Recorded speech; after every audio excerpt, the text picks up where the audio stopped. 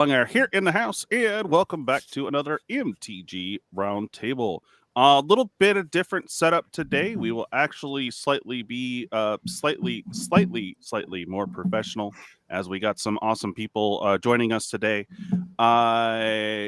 Before I get to them, Dan, how are you doing, bud? Oh, I'm doing pretty good. Everyone. Cheers. Hey, how's everybody doing today? I'm doing pretty good. Thanks for asking. Just opened up the merch shop. Oh, nice.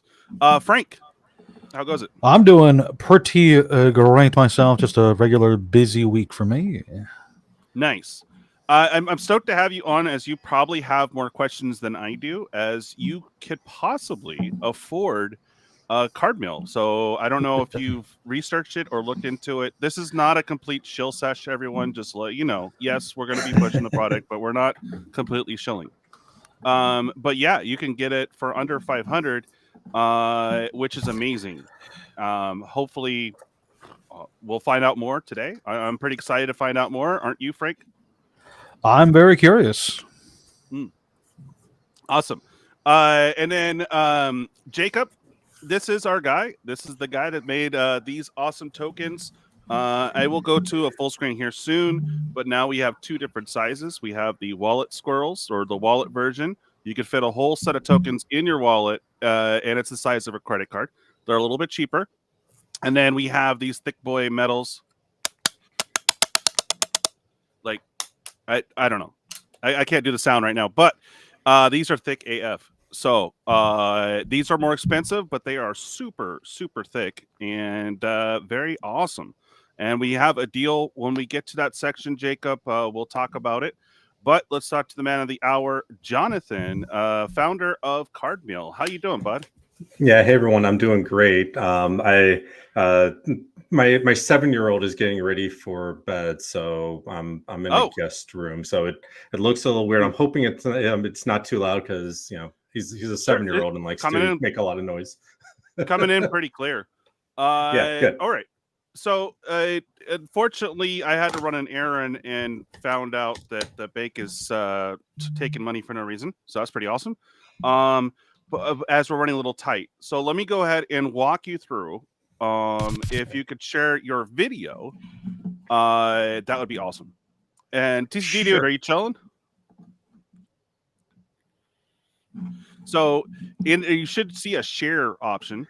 Yep, got it. Doing it now. Oh. All right. Oh, there he is. I'm asking where you are, and you're like sitting in queue, like, bruh, I'm right here. Right? Feel like Ghost, Let me in. Let me in. Yeah. Right. Like Patrick Swayze, I'm gonna help you mold the clay here through the stream. All right, so I did catch this one. This one's kind of more raw-ish. It's not the main thing, but we do get to see the machine in action. Right. I was hoping that you would have a fat stack. I'm sorry. Stop sharing. Okay. Okay. Now do it again. Go to share and then screen. And then there's a little button at the bottom that says also share tab audio. Oh, okay. Got it. Okay. If you got to click that on, and then you're golden. There you go. Okay. But hey, first time out, you got it. Nice. Yeah, exactly. All right, here, let me rewind this a little bit. All right, I'm going to turn on unmute this here, and here we go. We've been fielding a ton of questions, which means you've all been interested. Thanks for sending those in. We'd have to say the number one question that we're getting is, how is Cardmill going to keep my cards safe, or how is this machine not going to damage my cards? We've got John here to talk about how Cardmill's going to do that, and just noting that we're going to do this in one continuous shot for a very specific reason. John? Yep. Thanks, Jay. So as Jay mentioned, our very specific reason for wanting to do one shot is because we've got some pretty expensive cards here. So we've got a Time Walk, which is well over $2,000. We've got a Black Lotus that's well over $10,000. And then we've got a variety of OG duels that are each worth over like $300, $400, sometimes more $100 a piece. So what we want to I will take that Bayou and Badlands. Oh, and the cards running through the card mill, and we believe that you'll have the same confidence at the end of this video. So first, what I want to do is I can fast forward from some of this part if you want, but we're doing some tests here let's to take a look. validate the, showing that these are actually real and authentic cards for the Black Lotus. And by the way, Tony's Nice. going to be doing So some let's go exclusive ahead art for and fast forward here. Yep. Cardmill, what I would like to do is I'd like to show you something inside the hopper here. So at the bottom here, we've got a little non-abrasive rubber, neoprene rubber. Now this is what's used to move the card from the hopper over to the chamber. And it's a nice, soft, non-abrasive rubber that's going to ensure the safety and the protection of your cards. And we'll go ahead and just get some of the cards in here. I know it's a longer video. This is kind of a one-shot, so one of the excitement for it. Hopper here. And then I'm going to put the weight on top. So now the next step, so I'm going to get, while I get the like a juicer weight. I love it. Yeah, exactly. Here for me as well. And then we're going to run a few of these cards through. We're going to show you them running through the chamber, being placed into the discharge tray. All right, here it comes. Anytime now. Let's go ahead and get started. Yeah. There it goes. So live there's our scanning. time walk. That looks like a Live time scan. walk. Yep. And there's our time walk. Now, what's it doing right now inside? Right. So inside, so we've got a camera that's taking a picture of the card at the very top, so you can see it showing up on the touchscreen here. Tray's moving. The tray is moving as well. So we've identified the card. We're moving the tray into position to be able to put the card into. So it's going to then move and use a little bit of gravity kind of to softly place it into position. Now here is the Black Lotus. So Black Lotus is in there, and again, the machine is just moving to the correct position to be able to place the card. And then it will drop it. And then Jay, see if we can get a little bit lower so we can show them the cards actually falling through the out of the funnel. So we've got one of our dual lands here. Yeah, so this is the long story short, right? I mean, can definitely keep showing the video, but this is the cards being passed through the system, being placed into the tray. Cool. All right, so let's go ahead and stop the machine now. So next thing, what I'd like to do is we're going to pull these cards out. Yeah. So that's sort of the general gist of how the machine is running. Of course, we're going to put up some more videos kind of as we go, but moving the cards from hopper to a chamber, doing some identification, and then dropping the cards gently, right, into one of the sorting trays, depending on where it needs to go. All right, we have our. I have a couple set questions, but maybe we can address something. It seems like a very simple question. Twid, how you doing, buddy? And he's asking if there's something soft inside the drop zone. Yes, absolutely. So we have a soft felt that is used to be able to cushion the cards as they're being dropped into the chamber or through the different trays.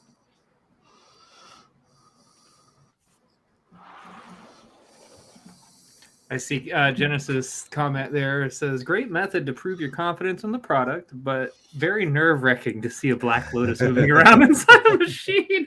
I can't even lie. I thought the same thing. I was like, oh my God, it dropped. Yeah. Well, so yeah, you're not, I mean, you're not wrong. We put, that was maybe the 20th take that, we actually took of the card, placing other bulk cards through it, make sure that everything's running properly. It is still a prototype, so there's always some challenges and things that we want to keep an eye on, but it was very exciting to actually move those original cards through, and I was fortunate enough to be able to get my hands on them from a good friend of mine. For sure. We had never heard from your friends since, and congratulations on your new duels. Yeah, thank you. Yeah, right. Oh, wow. He came over. He's like, "Where's the cards?" I'm like, "What cards are you talking about?" Yeah, who are you? Yeah, I'm calling the cops. What? Forget about it. No, that was actually pretty cool for you to show that they were genuine cards. I think that gives a level of authenticity and like Genesis said, confidence in your product, because anybody in your position trying to make a card holder sorter machine could have easily used proxies, and avoided any trouble.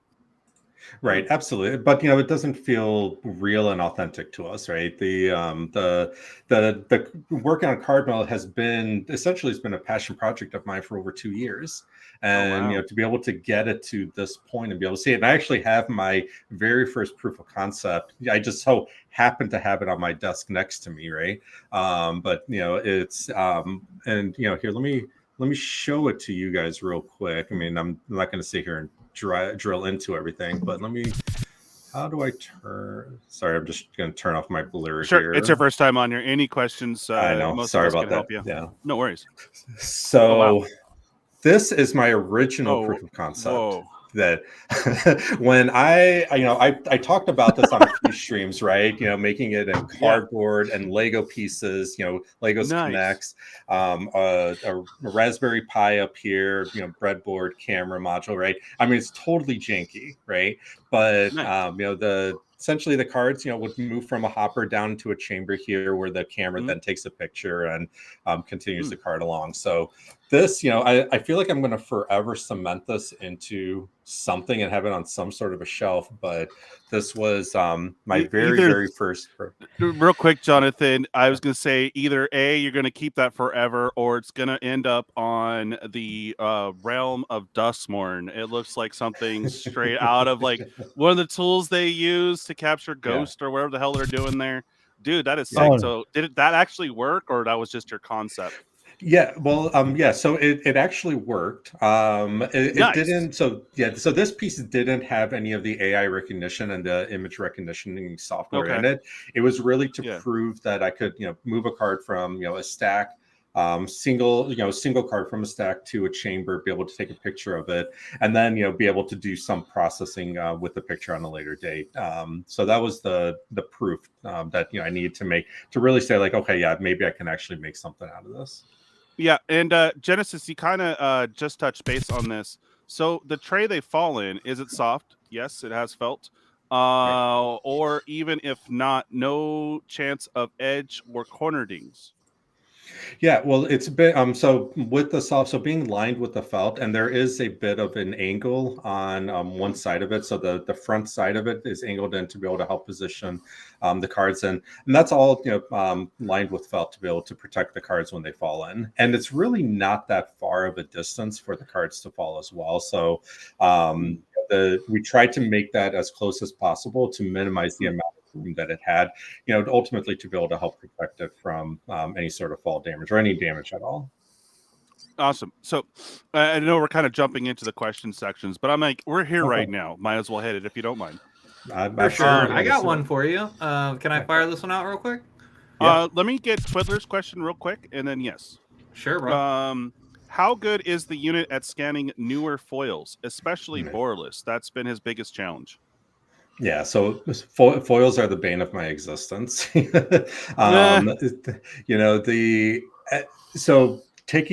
the system uses a camera to take a picture of the card, and everything impacts the ability for the card to detect a foil. Everything from ambient light to what time of day it is. Is there do I have the cover on the front of the or on the side of the machine, right? That gives you the access point. In the video, I had it all open, right? But all of that sort of impacts it. And so we tried to create a closed chamber to be able to essentially flood the chamber then with enough lights for us to be able to see some of those rainbow patterns. And that sort of gives us the ability to detect foils. And it's not perfect, but we do need to we need to do more work on it. And we're going to be working on it a lot between now and production. Yeah, TCG dude, go ahead and ask your question, but I think it's very similar to Bob's here. Yeah, right? I literally was just throwing that in the chat because I was curious, just watching the cards go, do you have to have your cards unsleeved, or could you run the cards through inside of perfect fits?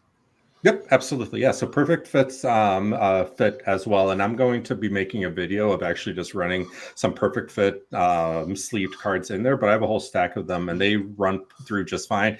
If anything, the perfect fits are actually running through better sometimes than even pack fresh cards because it gives a little bit more grip for the rubber to be able to move them. But perfect fit sleeves work fine. Traditional sleeves do not. That's good to okay. know, man, because as we saw earlier with the high-end cards being used, most folks wouldn't even be willing to take those out of a sleeve. Yeah. So that's great. Hey, Michael Yeah. Superbacker. Okay, let me okay. So Oatson missed the thing. Do you want to go ahead and put up your promo video? Sure. Yeah, absolutely. Let me okay. go grab it Perfect. here. I'm getting you trained, man. You're going to be on the show. You'll be able to run my show, no problem, pretty soon. Yeah, I'm looking forward to it.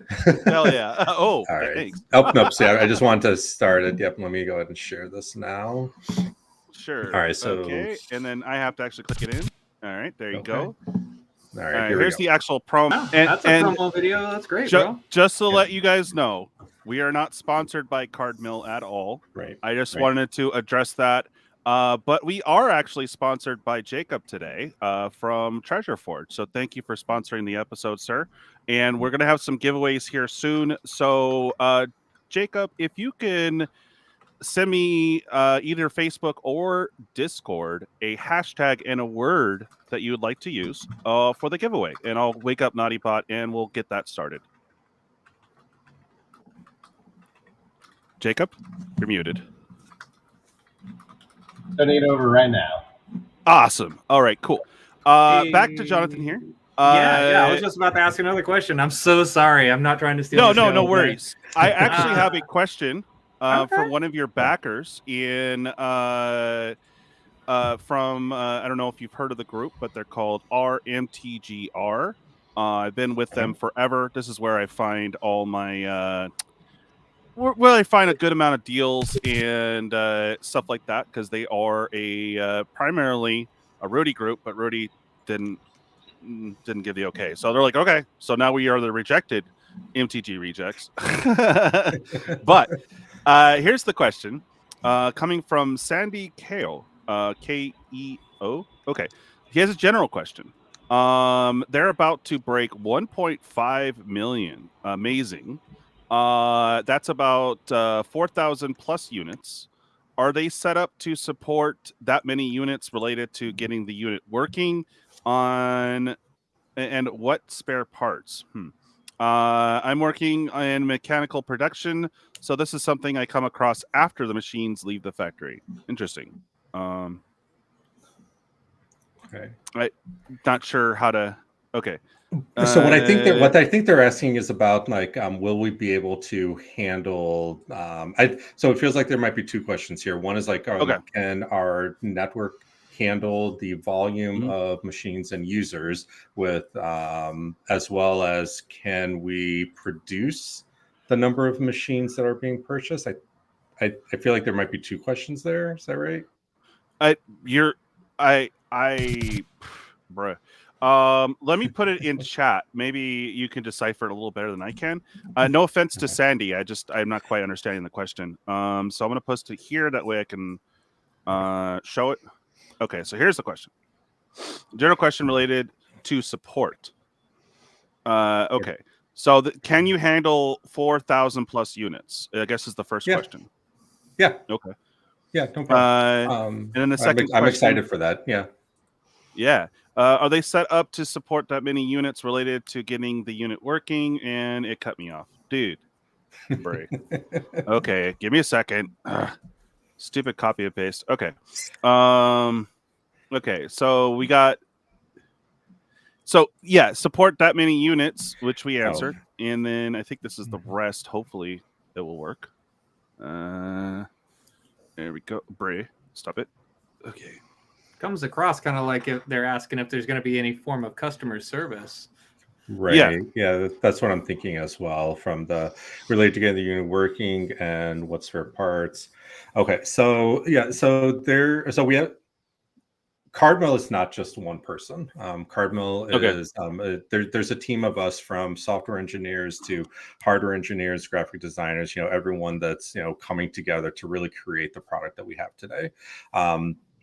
when we actually finally go to production, we're going to have a variety of ways to provide support. One is that we're going to have a lot of online documentation and videos to be able to allow someone to kind of do it yourself, try to figure out, some questions or how to use the machine. So that's all going to be provided and available before the machines actually start shipping out. And then as far as fielding support requests, so we will have an automated support system that will try to provide answers to some of the most common questions that are going to be asked, or at least that we've been fielding through our Discords and emails and stuff. And then additionally, if someone still wants to send in a support ticket or request, then we'll get them and our team will respond to them basically in the order that they're received. Now from a spare parts and supports perspective, so if the units need to have any sort of maintenance or any parts or anything like that, we will have a path to be able to, for anyone to be able to secure those parts. If there's a defect on our part, we'll of course replace the parts at no cost. But if someone wants to purchase additional parts, or they may have broken something, we'll have manufacturer specific parts that we'll provide. And then people will have all the owners of the units will have a path to either repair or replace the parts on their own, because the machine, part of the machine, the chamber is going to actually open up to be able to give access to the chamber in the area where the camera is. So they'll be able to maintenance it. But if someone doesn't feel comfortable doing that, then we'll have a path for them to be able to send the machine in for our team to work on. 4,000 machines, it seems like a lot, and it's not a lot. When we have a few folks working around the clock to be able to field any support requests that come in, I think it'll be okay. I do know that at the beginning we're probably going to get a large influx, and we're likely going to be surprised about how many questions and requests are coming in. But I think that if we provide enough FAQs and help documentation and videos, we should be able to just one off a few canned responses, and I think that will help to lighten the load for the support team to focus on really support that's not really documented. But I think we'll get there. I personally have run support departments that have been pretty large, from dozens, if not multiple dozens of people fielding requests. So it's not new to me, but it's definitely something that we're going to make sure that we do right, so that when we start getting machines in people's hands, there's no major surprises. Okay, and I just highlighted another question for you. This is a big one, and you do address this a few times throughout your videos. But just for those that don't know, is Cardmill a subscription-based machine service? I love this question because there's so much packed into such a small question. Exactly. So the quick answer is no. The longer answer is that Cardmill was born ultimately out of the frustration of having a lot of machines out there that are in the market that are either thousands of dollars or cost hundreds of dollars in monthly recurring fees for scanning the cards in to be able to actually use the machines. And that was one of the biggest frustrations for me. I would say, just a regular player, I'm not going to go and spend hundreds of dollars on a monthly to scan my collection in, or I'm not going to go spend thousands of dollars to buy a big machine. So we set off to build a system that challenges essentially the status quo of what's been acceptable within the market, and I understand why these companies are charging a lot for this stuff. Cloud computing does cost a lot, and there's a lot involved in being able to process images and do AI, right? I'm not dogging at all. For what we're doing in the Kickstarter campaign right now is that we're committing to covering all of the costs for all of our backers in perpetuity. So really, anyone that purchases backs and pledges on a machine through Kickstarter will have a lifetime.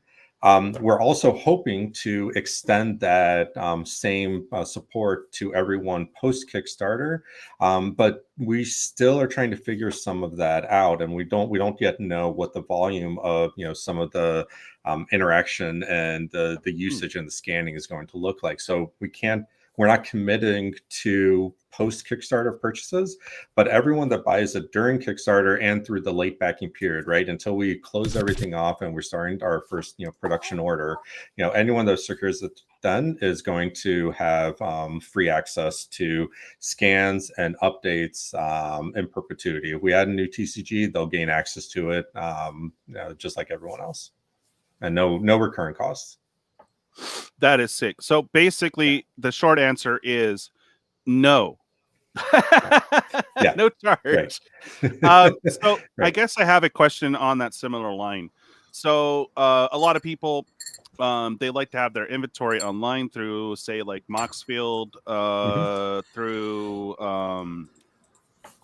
Moxfield, maybe EDH Rec, or there's other inventory systems out there, and of course, Buy List. How close are you to integrating that into the system to where all the scans that you took of all your collection running into the system, how is easy to import it to one of these, inventory sites?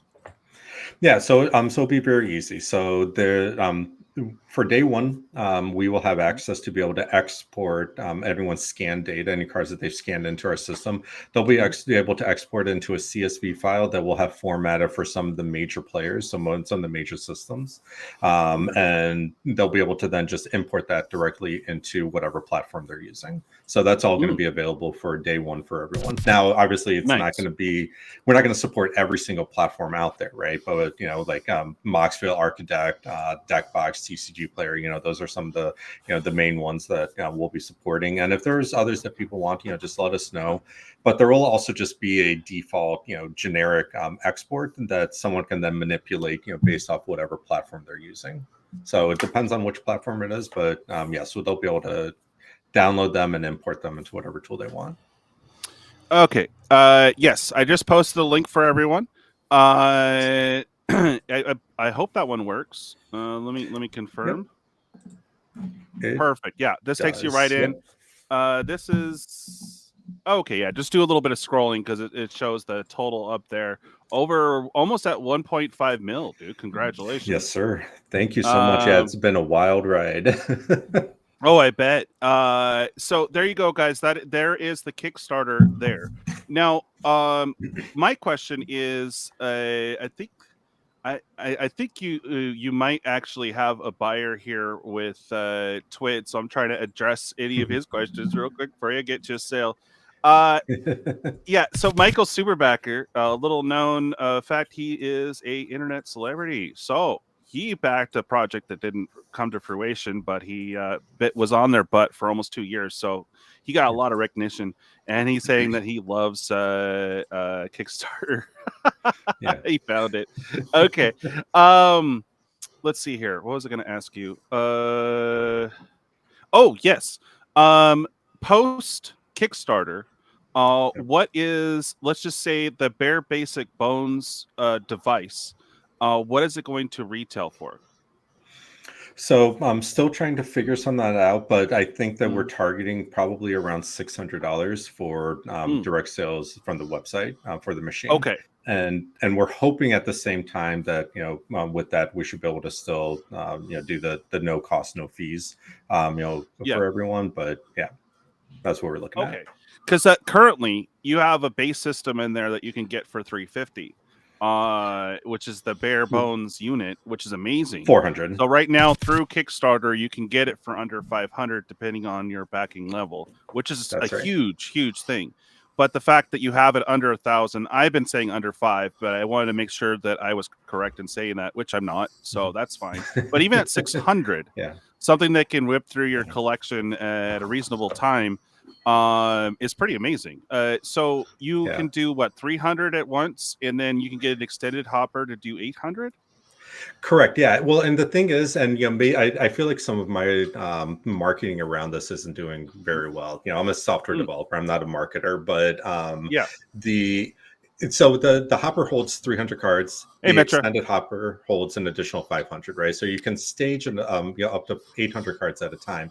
But if you keep putting cards in it, it's going to keep scanning them and processing them. It's not like it's going to go through 800 cards and stop and say, oh, okay, now you have to start again. It's just going to keep processing until it has no cards to process.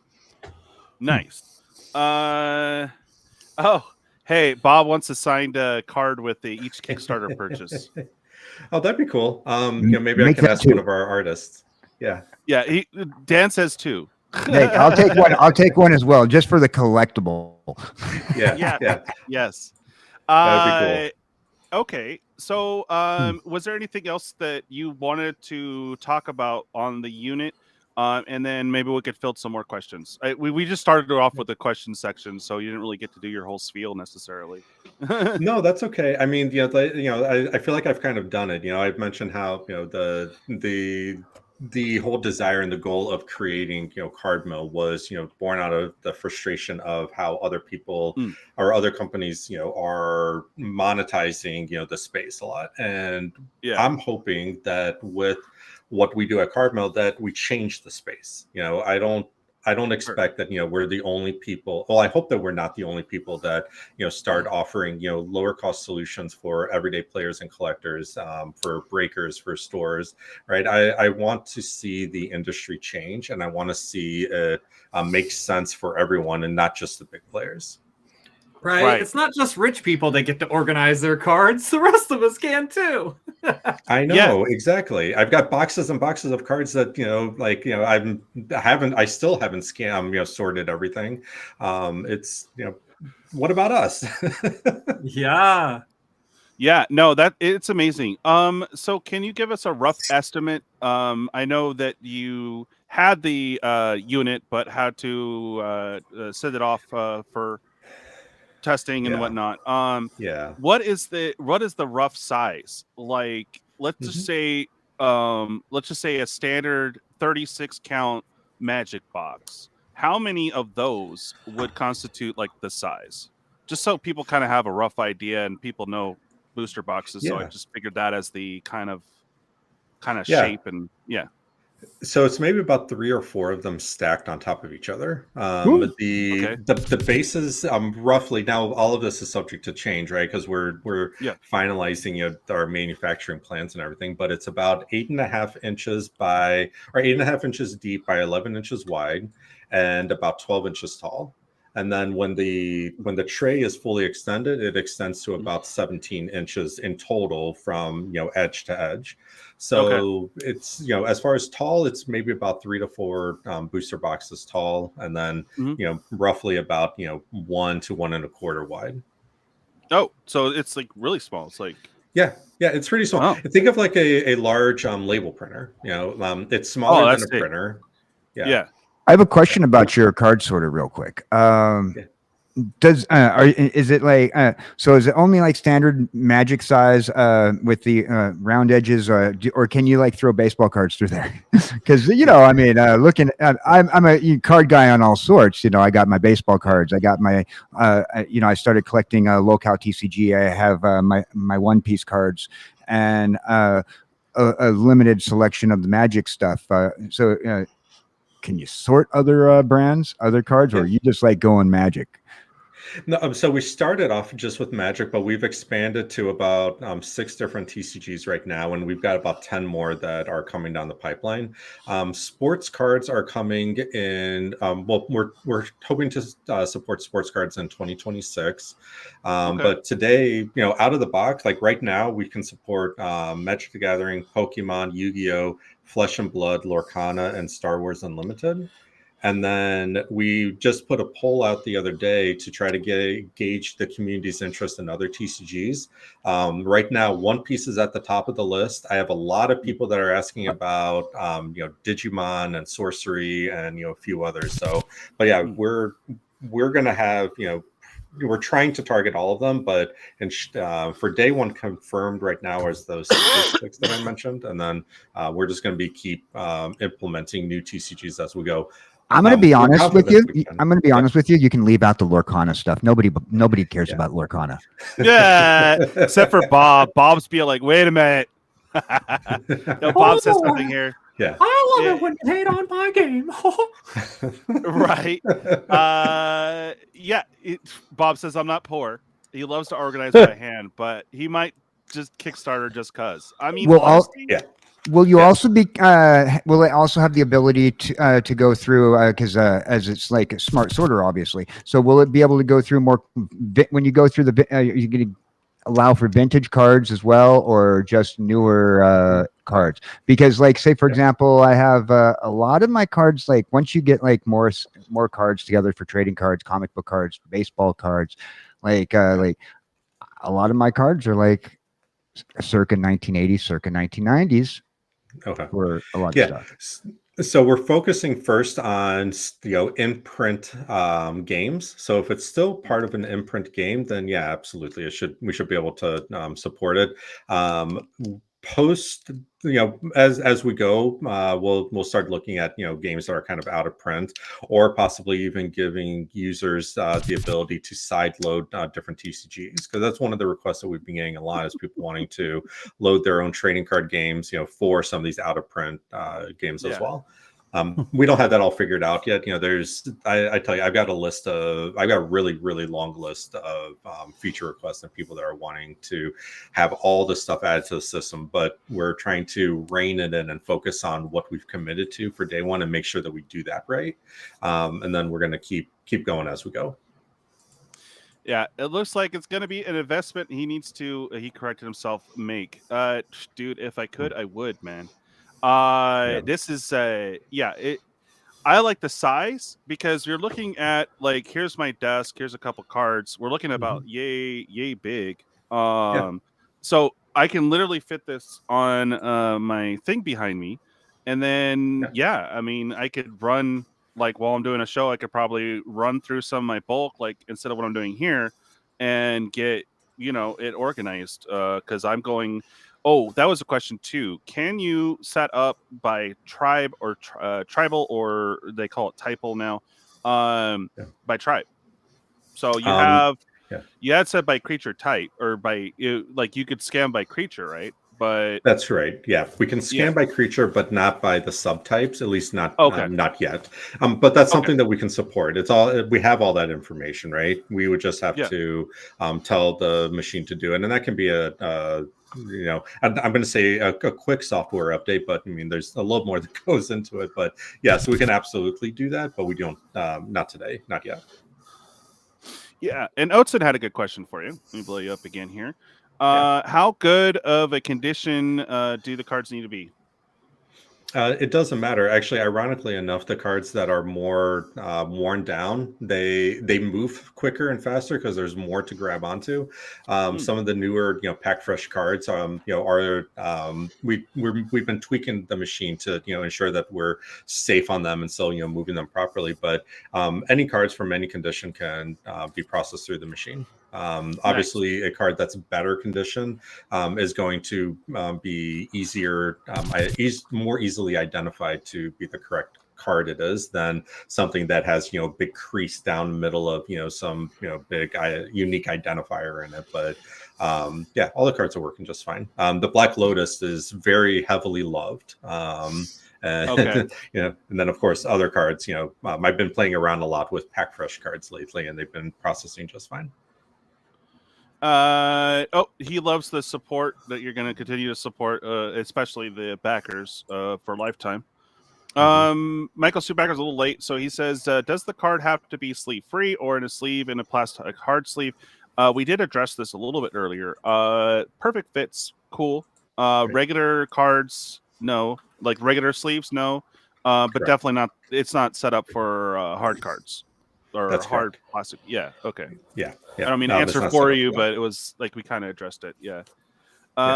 Yep. Okay. Cool. Anything else we should know? I don't know. I feel like we've said a lot. So like I really feel like we're going to hit this 1.5 million stretch goal that we have right now. That's something that's been out since launch day. We're about $11,000 or about $21,000 away from it.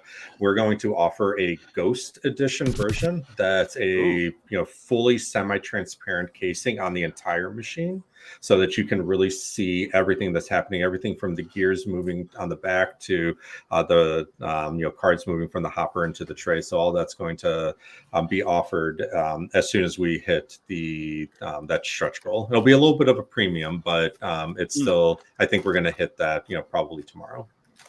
that'll nice. probably be the only other thing that I think we haven't covered. But yeah, I mean, we've been really excited about the project and really excited about the community's excitement around it as well. Yeah. You know, to the point where like I'm actually surprised. I didn't think it was gonna. I knew that people would like it, right? I mean, of course they did. I'm biased, so but but it fixes a need. It serves a purpose for people. Yeah, exactly. And we've been very excited about it. So yeah. I feel like I said excited a lot there, but I'm very excited if you haven't noticed. Oh, he says it kind of reminds me of those coin sorters. Nice. Way more advanced though. Yeah, earlier just a little bit. I was gonna ask if you were a one-man operation, but you did kind of allude to that earlier that you are a small team at least. Can you maybe tell us about the origins of your team, or maybe who had the idea first? Yeah, absolutely. So, I about just over 2 years ago, I had the idea because I do a lot of trading online. I was doing a lot of stuff through Facebook trading groups and through deckbox.org, the site that I use very heavily, less so these days because I don't have time for it. But anyway, my challenge has always been, trying to get my cards into my inventory and tell people what I have. So I would sit there and type in each individual card, or I'm taking my phone and scanning each card one at a time, right? And it was so painstakingly frustrating at either maybe I fat finger something or the card's not identified, and I'm like, I need a better way to do this. And that's when I found that there really wasn't anything available for someone like me. So being a software developer my entire adult career, I'm like, well, I could maybe build something. And that's where I just started playing around with the Raspberry Pi and the first proof of concept I showed. And from there, I think, I remember we were out for our anniversary, and I guess I wouldn't shut up about it, like with my wife, and I'm just kept telling her about it. We walked away. I'm like, hey, are you okay? She's like, so are you only going to be talking about your card machine this entire time? I'm like, oh. Right. And yes. There. Right. Yeah. Like if I can, I would love to. So it started. That's when it started. Yeah. Sorry. Well, that's when it started, and then I kept working on the proof of concept, and brought in some industrial designers that could do it. Someone I was working with wasn't able to continue working due to some health challenges, but I had a little bit of a setback at that time, but then found a new team that working with, and so I've got a team of industrial designers and electronic engineers. He's actually called a mechatronics engineer. And then I'm thankful to have my amazing wife, who's been really creating the vision and the look behind everything Cardmill related. So and then of course other advisors, and a good buddy of mine who's helping with marketing and content generation. He's actually the reason why it's called Cardmill. I think if it was he jokes a lot because if it was left to me, this might have been called like something like the Card Scanner 5000. Nice. Which at first I thought was kind of cool, right? But I mean, Cardmill is definitely might I suggest the Cardinator 5000? The Cardinator. We even tried at some point the Gobbler. Nice. I think people reminds me. They'll be highly disappointed when they get it. Yeah. Oh no, sorry. Right? What was that, Frank? The Cardinator, that reminds me exactly what I thought of when I saw the prototype. Perry the Platypus, you found my Sortinator! Oh yeah, Sortinator. Nice. Twiddler has a real question for you. Will there be an updated, not saying that anyone else's question isn't real, but will there be an updated version in the future that might have the capability to scan cards for authenticity? Yeah, absolutely, 100%. So one of the really cool things that I think that we can do is be able to potentially provide a machine that provides, does counterfeit detection on the actual cards. I think there'll be a lot involved in that.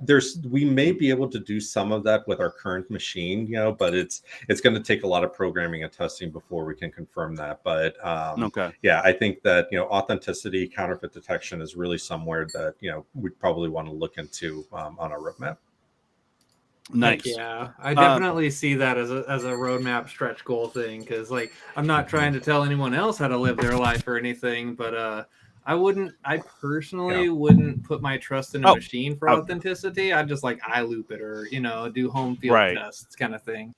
Right. I was just absolutely. about to go over to Jacob because everyone else is asking questions. Oh, and also Frank. But Jacob has one for you, and he just put it in chat, so now I can highlight it. Yay! Thank you, Jacob. His question is: does it have capability to pull live prices and sort by price? It does, yes. This was actually one of the stretch goals that we hit recently. So we can sort by set, by card type, by color, by alphabetical, rarity, and price. And currently, we're doing pricing up to 5 different ranges. So when you're using the machine and you're setting up your scan and your sort, you'll be able to identify what are the parameters and the dollar amounts that you want to have in the different parameters. So you could sort by 2 ranges, or you could sort up to 5. And then one of the other stretch goals that we hit the other day was a backer voted, 2 backer voted options. One of them is sorting alphabetically by second and third letter, as well as the first that was originally supported. And then there's also what we're calling a targeted search feature. So the way that that's going to work is that you'll be able to set essentially filter parameters through the web portal.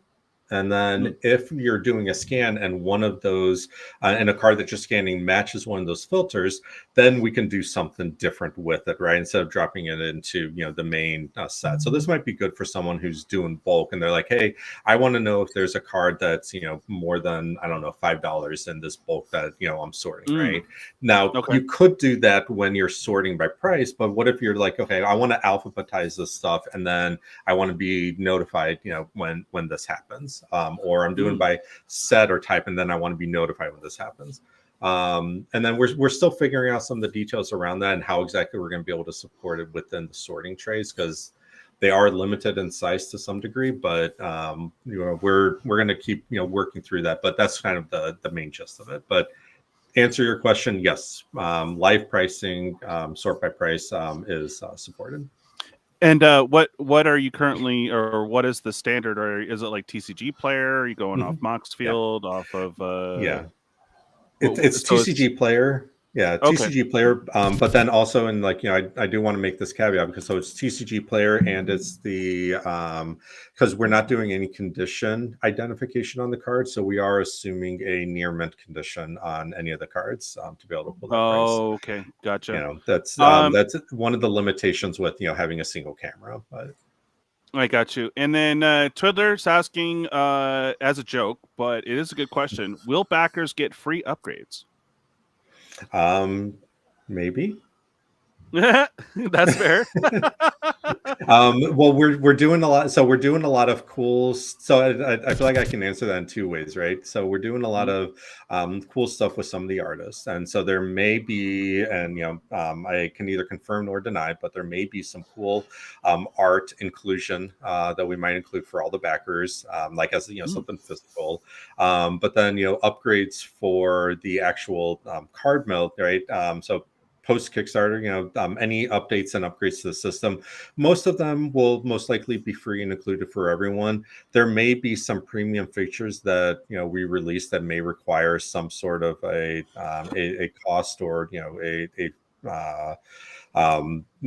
fee or subscription, right? But what we're committing to is that all of the core functionality for scanning and sorting with all of the sorting modes and the release of all new sets, that's all going to be provided to backers at no cost. Okay.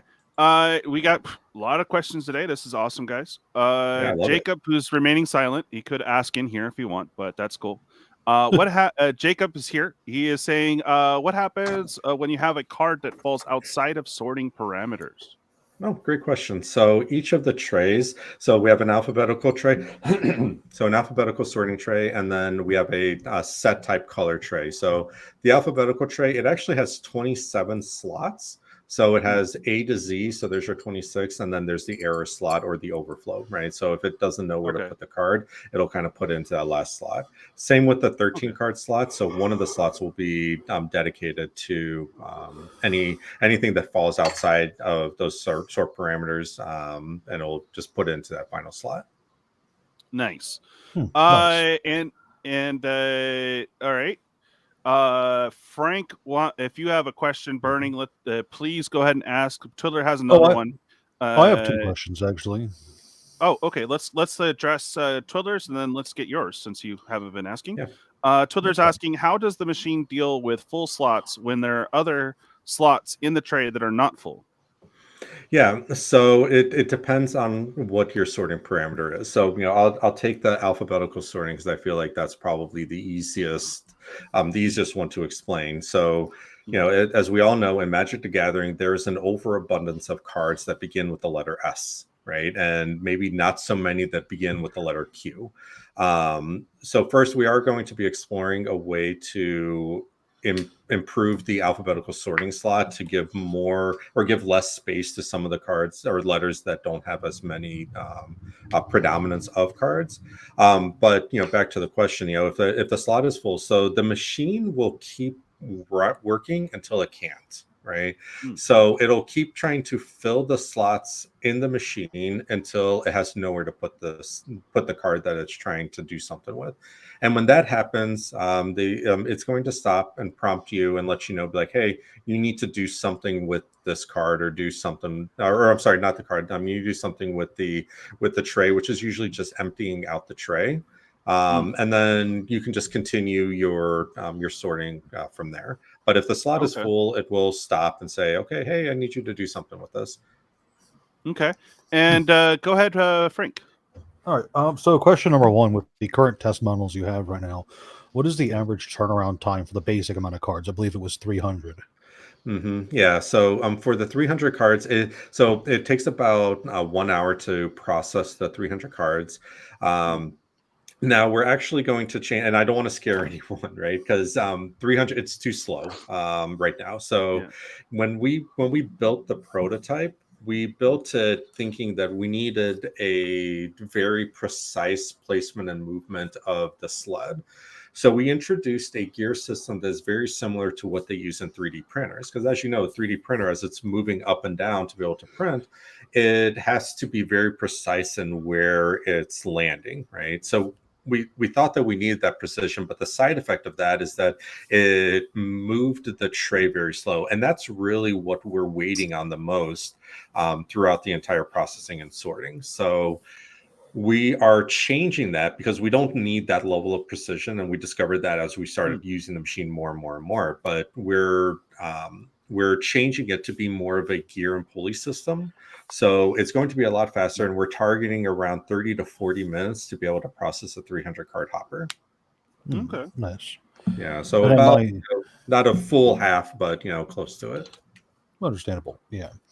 My second question is, how much stress testing have you done for the sorting capability itself? And by that, I mean, there's plenty of cards that have a lot of different versions of themselves. Let's just use Sol Ring, for instance. Has the same art, has the same name, but it's been printed in 40-something sets. How much accuracy testing have you done for cards like that? Yeah. So it's funny you ask. As a software developer, whenever someone asks me a question about testing, my default answer is always like, we haven't done enough. We need to. Frankly, we need to test some more. So the timeline right now for us going from the Kickstarter is we're going to be making a bunch of mechanical changes, and concurrently while that's happening, we're going to be optimizing the image recognition software. We're going to be optimizing the AI. We're going to be loading in and testing new cards, and we're going to be doing a lot more testing. We've done a lot. We've processed thousands and thousands of cards already through the system, but we really need to do more. And where it is today is going to require a lot more testing. For things like you're mentioning, cards that are repeated through pretty much every single commander set out there.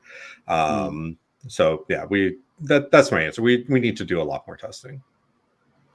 So I have a question for you. I've got another one after you too. Oh, okay, perfect. Really simple. Are you hiring? Second question. Have you considered like a brand or a why can't I think of the term right now? Oh my Like god. an ambassador? Sponsorship sponsor? or ambassador. Okay. Yes. Have you considered that? And yeah, are you hiring? I mean, heck, even an affiliate program, maybe. Mm-hmm. Yeah, right.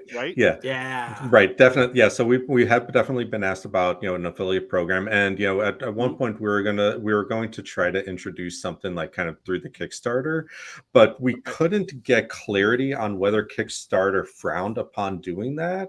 And so we kind of said, okay, maybe we'll wait, right?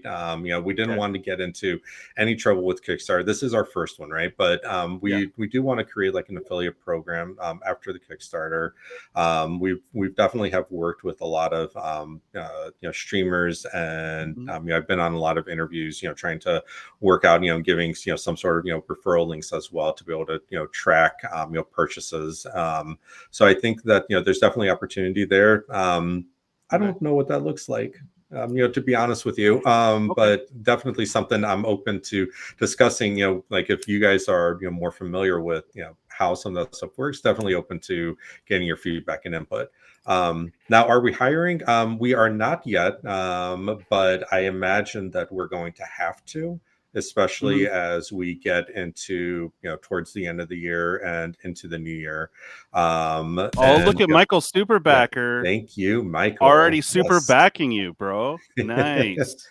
Appreciate your support, really do. Well, you don't need to hire me, but what you can do is you can take me on as that unwanted coffee guy who is kind of creepy and brings you coffee and you're kind of concerned about what's under the lid. I can be that guy for you guys. That sounds awesome. We should talk. Well, I mean, as long as you bring me coffee and bring me new Magic cards, then yes. that there you go. Speaking of which, we have a couple more questions to field, and I did want to get onto some Magic stuff. Feel free to, I guess, MTG Round Table with us. I wanted to talk about some of the cards, and we also have to get to our actual sponsor of today's show, Jacob Floth. Speaking of which, he has a question for you.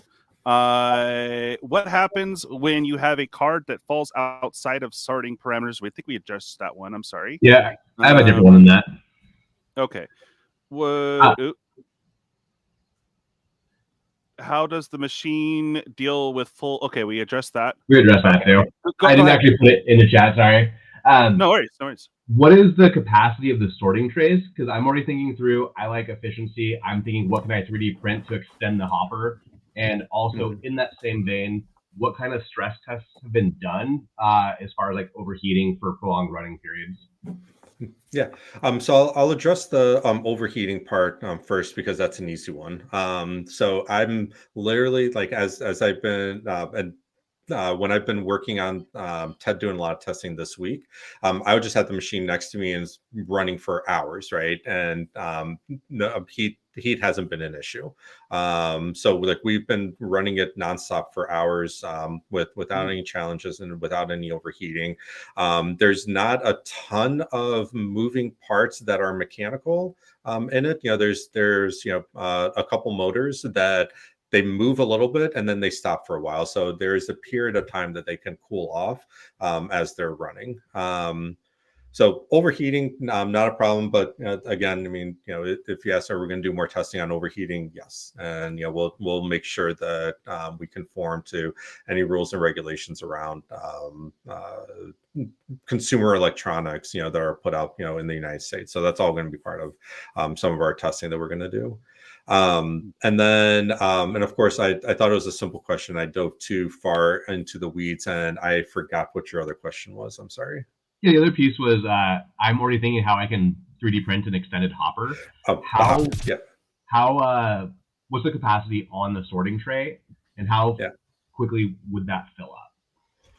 Yeah, so so the alphabetical sorting tray, each slot in it holds about 20 cards, and there's about so then there's 26 slots that can get filled up plus the error slot.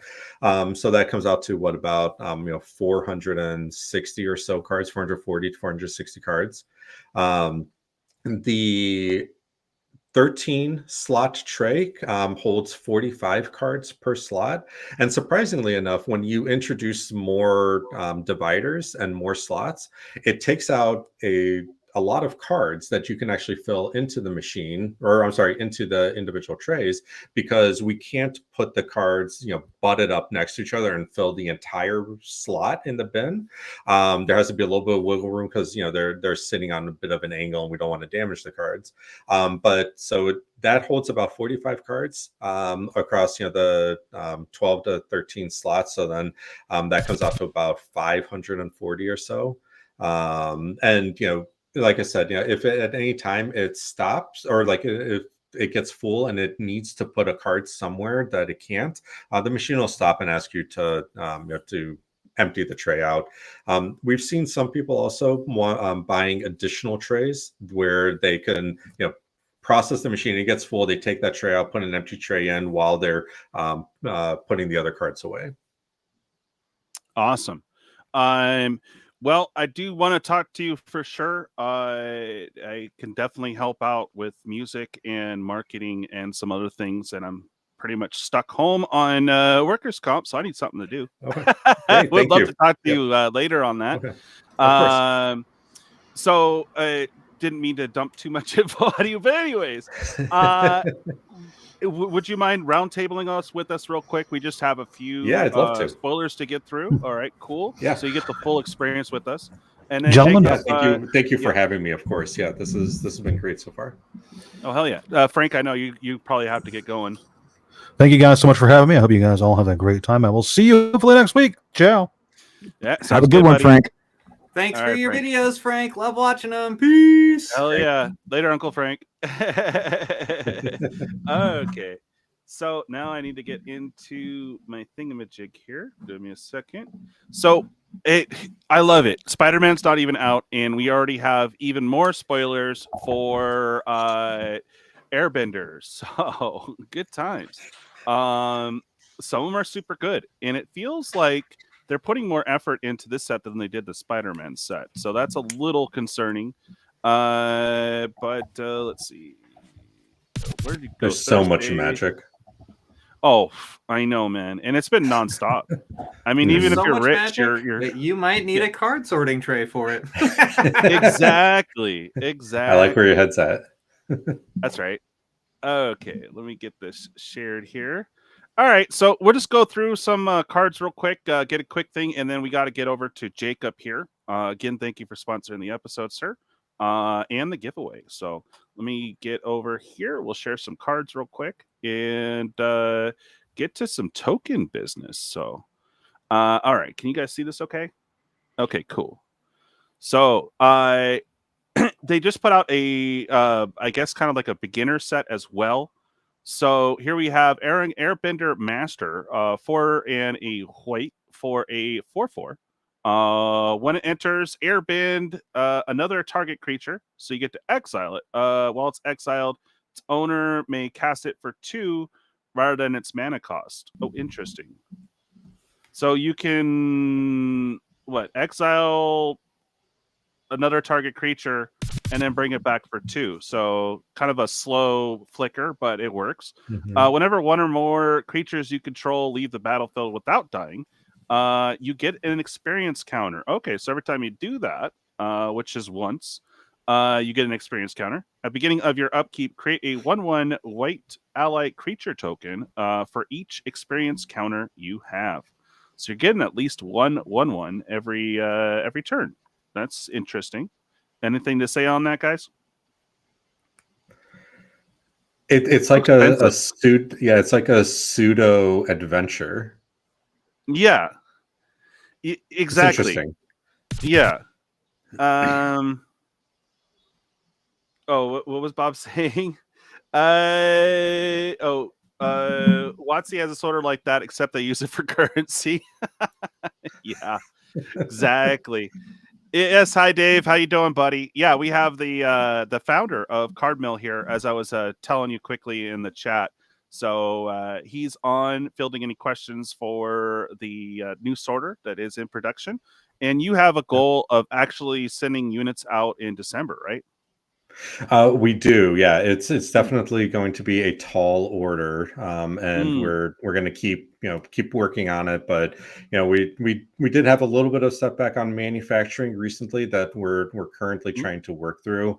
But we're going to keep everyone updated kind of as we go. But I knew from the beginning that December was an aggressive timeline, but we're committed to getting them out in people's hands as soon as possible. Nice. All right, we have Ang's Iceberg, 2 and a white for a flash enchantment. When it says enchantment enters, exile up to one other target non-land permanent until this enchantment leaves the battlefield. It's got water bend 3.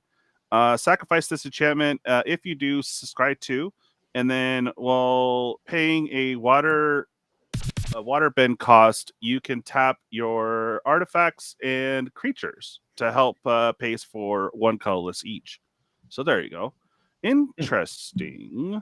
So you're gonna pay with your dudes and other things to scry 2. Okay. Interesting. That's cool. Yeah. Scrying is also always fun. Yeah.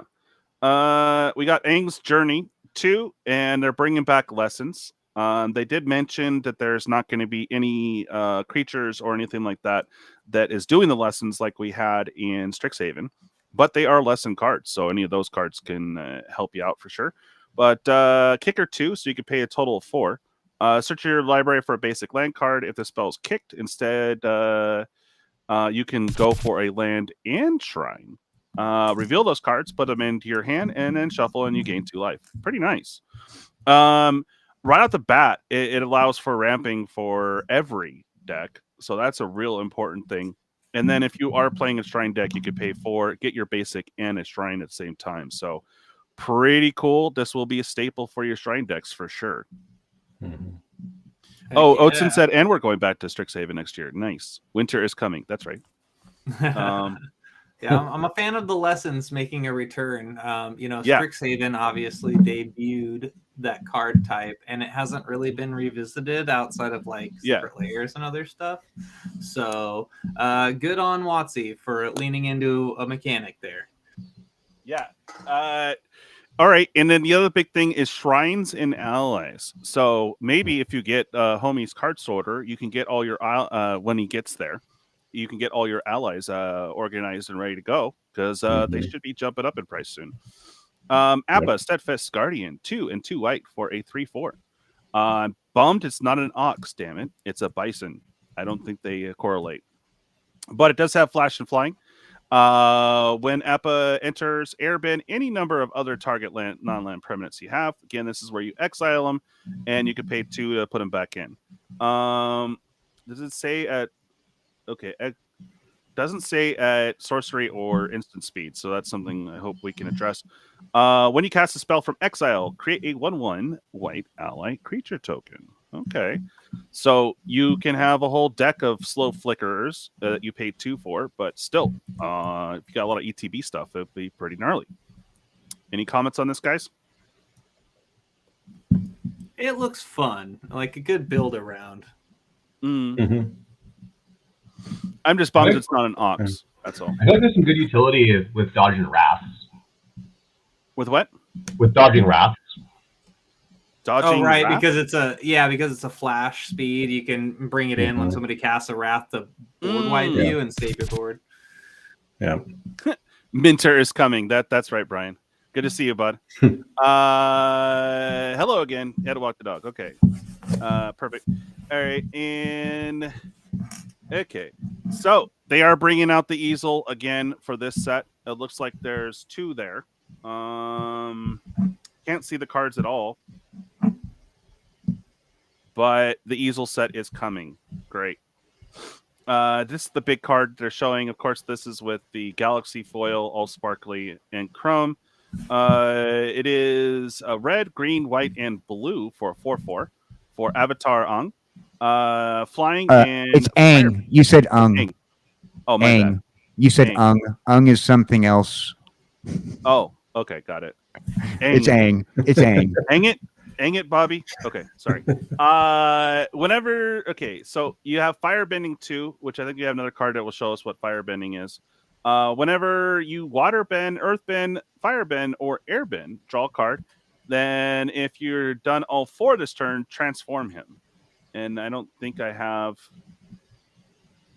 Okay, it doesn't even tell you what the Firebending is on the regular card. Okay, we'll have to get back to the back. I think I saw that firebending was something that when it attacks, if you can pay the firebending cost and you get a amount of red mana equal to Like it's power. I forgot. Equal to something. Is it the power? Okay. Okay. Yeah, when it attacks, you add X mana.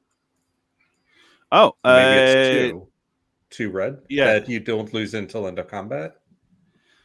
Let's see. Airbending doesn't have to be your creatures, also, so you could airbend your opponent's creatures. That's interesting. Second commander ever in that color. Interesting. When attacks, add X mana. Oh, that's right. So firebending is that you have money for combat tricks. Yeah. Nice. Which there are plenty in red. Okay. So this one, been done before, but new skin. Whenever an ally you control enters, put a 1/1 counter on this creature. Okay. So a lot of ally support. Here is the Earthbending lesson. Earbend 4. Target land becomes 0/0. Put that many counters on it. When it dies or is exiled, return it to the battlefield tapped. Ooh, that's nice. So you can turn one of your lands into a thing, and if they kill it, cool, you can bring it back. Right. Nice. Faded Firepower, X and 3 red. Flash when this enchantment enters with X fire counters on it. The source you control would deal damage to an opponent or permanent an opponent controls. It deals that much damage plus an amount of damage equal to the number of fire counters on this enchantment instead. Ooh, okay. Interesting. This is the one I want, is the Fire Lord Oze. 3 and a black for a 4/4. When it attacks, you may sacrifice another creature. If you do, added amount of red equal to the sacrificed creature's power. Till the end of combat, you don't lose this mana as steps in. So you'll definitely have stuff for combat tricks. Immediately, it does go away. Exile the top card of each opponent's library until the end of turn. You may pay play one of those without paying its mana cost. Oh boy. But it does cost 6, so that's a lot. Wow. And then we have Fire Lord Zuko. Trying to get through these fairly quick because I want to give Floth some the spotlight here in a minute. A red, a white, and a black for a 2/4 Firebending X, where X is the Lord Zuko's power. Whenever this creature attacks, add X power. X red. Yep. So at least 2 there. Whenever you cast a spell from exile, and whenever a permanent you control enters from exile, put a 1/1 counter on each creature you control. Ooh. That's a little brutal. Okay. Fire Nation attacks. Create 2 red soldier creature tokens with Firebending 1. Sweet. And then flashback for 8 and a red. Oh boy. All right. There's one of the big cards coming back. Force of Negation with some Airbender art. Okay. I feel like that's a good fit in this set, at least with. I mean, I'm not a huge Avatar. Yeah. I don't know a lot about it, but from what I do know, I feel like that's a good card for this. Yeah, no, for sure. I mean, I do like it. It's not in my color pie, but it's still cool. Speaking of not in my color pie, we got Hakanda, Selfless Commander, 3 and a white for a 3/5. The Vigilance. You may look at the top card of your library anytime. You may cast ally spells from the top of your library. Sacrifice homie creatures you control, get +0/+5 and get indestructible till the end of turn. I could see this in those defense builds. I hate to be nerd guy again, DJ. I hate to be nerd guy. Correct me. You know I can't pronounce nothing right. So it's Hakoda, not Hakanda. Hakanda is a play on Wakanda from Marvel, not this. His name's Hakoda. Hakoda. Okay. A little Thank less, you for the a correction. little less on the H. A little less. You know, I hate to Okay. be a nerd, but I've Hey, already had to no, correct you twice. Please correct me. On Yeah, the. no worries. This is an anime that people care about. Yes, I know. This is people care about this anime. Say it right. I'm giving you a hard time. I'm giving you a hard Is time. it Katara then or Katara? Oh my gosh! Now DJ's just gonna purposely mess it up every card. Okay. Everybody, unsubscribe from this channel today. Oh, thanks. Unsubscribe. Okay, how about you read it then? Yeah, people left because they're like, dude, you can't spell it. Oh god. Anyways, so how do you say it, Dan? You're talking about her? Yes. Spell it out. Say it out. You said it right one time. You said it twice. You said it one way right and one way wrong. First time was right. Second time was wrong. Katara. Thank you. Okay, cool. The Fearless. There. They ruined her character green. in the movie, by the way. Oh, okay, gotcha. Green, white, blue for a 3/3. If triggered ability of an ally you control triggers, that ability triggers an additional time. And honestly, guys, I do appreciate the correction because I can't. No, I was just being a jerk. Okay, you know, had to be that nerd guy. Nobody corrected you on this. Actually, as he pushes his glasses. Excuse me. It's actually Katara. Yes. Yeah, not a bad. I think you guys aren't nerds. Yeah, exactly. Totally. No, I'm a former geek. Nerds made a little bit more money than I ever will. If a trigger ability of an ally, you get double triggers on your allies. Pretty cool. We have the blue version here. One in a blue for a 1/3, a waterbending master. Whenever you cast a spell during your opponent's turn, you get an experience counter. And then when Katara attacks, you draw a card for each experience counter you have. If you do, discard a card. Battle for Zendikar has a ton of allies. Yeah, you might want to look into those for sure.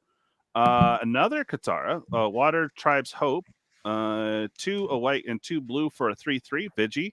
And then when it enters, create a 1/1 ally creature token, Waterbend X. Creatures you control have base power and toughness XX. Until the end of turn, X can't be 0. Activate only during your turn. While paying a waterbend cost, you can tap your artifacts creatures to help with pay for 1. Okay. Interesting. So it is like the engine and everything itself. It makes an ally and then it buffs creatures. That's awesome. Yeah. Then we have the is it Momo or Mumu? These are real questions, guys. I'm trying to be good. I think it's Momo. Momo, okay. 1 drop for a 1/1 flying. First non-lemur creature spell with flying you cast during each of your turns cost 1 less to cast. When another creature you control with flying enters, Momo gets +1/+1 till the end of turn. And that's a very cheap commander too. 1 drop. Mm-hmm. Hello. Okay. Redirect lightning. Yo. Momu. Is that it? Okay. Anyways, redirect lightning for a red. Lesson. As additional cost, you can pay 5 life or pay 2. Change the target of target spell or ability with a single target. This thing is going to bust games for sure. Oh, heck yeah. So there technically is a card already printed in an old core set that does this. Redirect. I think it's 1 in a red, so it's 2 mana, as opposed to this one being 1 mana. And an additional 2 or 5 life. So, and the fact that it's a lesson means that it's tutorable with associated cards, right? Like the lower ended non-bracket breaking tutors for lessons are going to fetch this card so fast. Nice. Yeah. This is the one to look out for. It's going to break games for sure. We got can't pronounce nothing right. Sokka. Thank you. Bold Boomeranger. Interesting. Blue and a red for a 1/1. When it enters, discard up to 2 cards, then draw that many cards. Whenever you cast an artifact or lesson spell, nice. Put a 1/1 counter on Soka. Nice. Just what Vivi needed. Then we got his Haiku, 3 and 2 blue. Very expensive. This was to make it a Haiku, so cute on that, but otherwise, I don't think it's that effective of a card. Counterspell, draw a card, then mill 3 and untap target land. I don't really think it's that great of a deal in blue. Probably not for because of green. Commander, but in Yeah. limited settings, this is going to be so fun. This is going to blow out opponents, bro. Okay. I just didn't see it because I don't play that one too well. Shrines, they're back. Southern Air Temple, 3 and a white. When it enters, put X 1/1 counters on each creature you control, where X is the number of shrines you control. Whenever a shrine you control enters, put a 1/1 counter on each creature you control. Ooh. Oh boy. This one's Especially fun. with I those, like this one. yeah, with the creature ones. Oh man. Yeah. This is gonna be pretty sweet. And there it is, the Great Henge, everyone. Back again. Ooh, pretty. This time it's a huge tree. Oh, that's super cool. If you just take a step back on that Great Henge, you'll notice the artist credits there. It says Book 2, Earth, Chapter 24. So I'm assuming that that's a shot from the show. Super cool. Yeah. There you go. I mean, already Force of Will and I keep on wanting to call it the party tree now. But yeah. Okay. Now this one I'm kind of excited about. For your food decks, this guy is super dumb. I mean, dumb as in good. 2 and green for a 2/2. Whenever opponent casts a non-creature spell, create a food token. Oh boy. Whenever a creature you deals combat damage to you, sacrifice a food token. Okay. Tap 2 untap foods you control. Add 1 mana of any color. Now it doesn't say sacrifice, so that is the key thing. So anytime they're doing spells or whatnot, you're just racking up food. And then when it says to me, like the player, not to him, right? It would be you sack a food.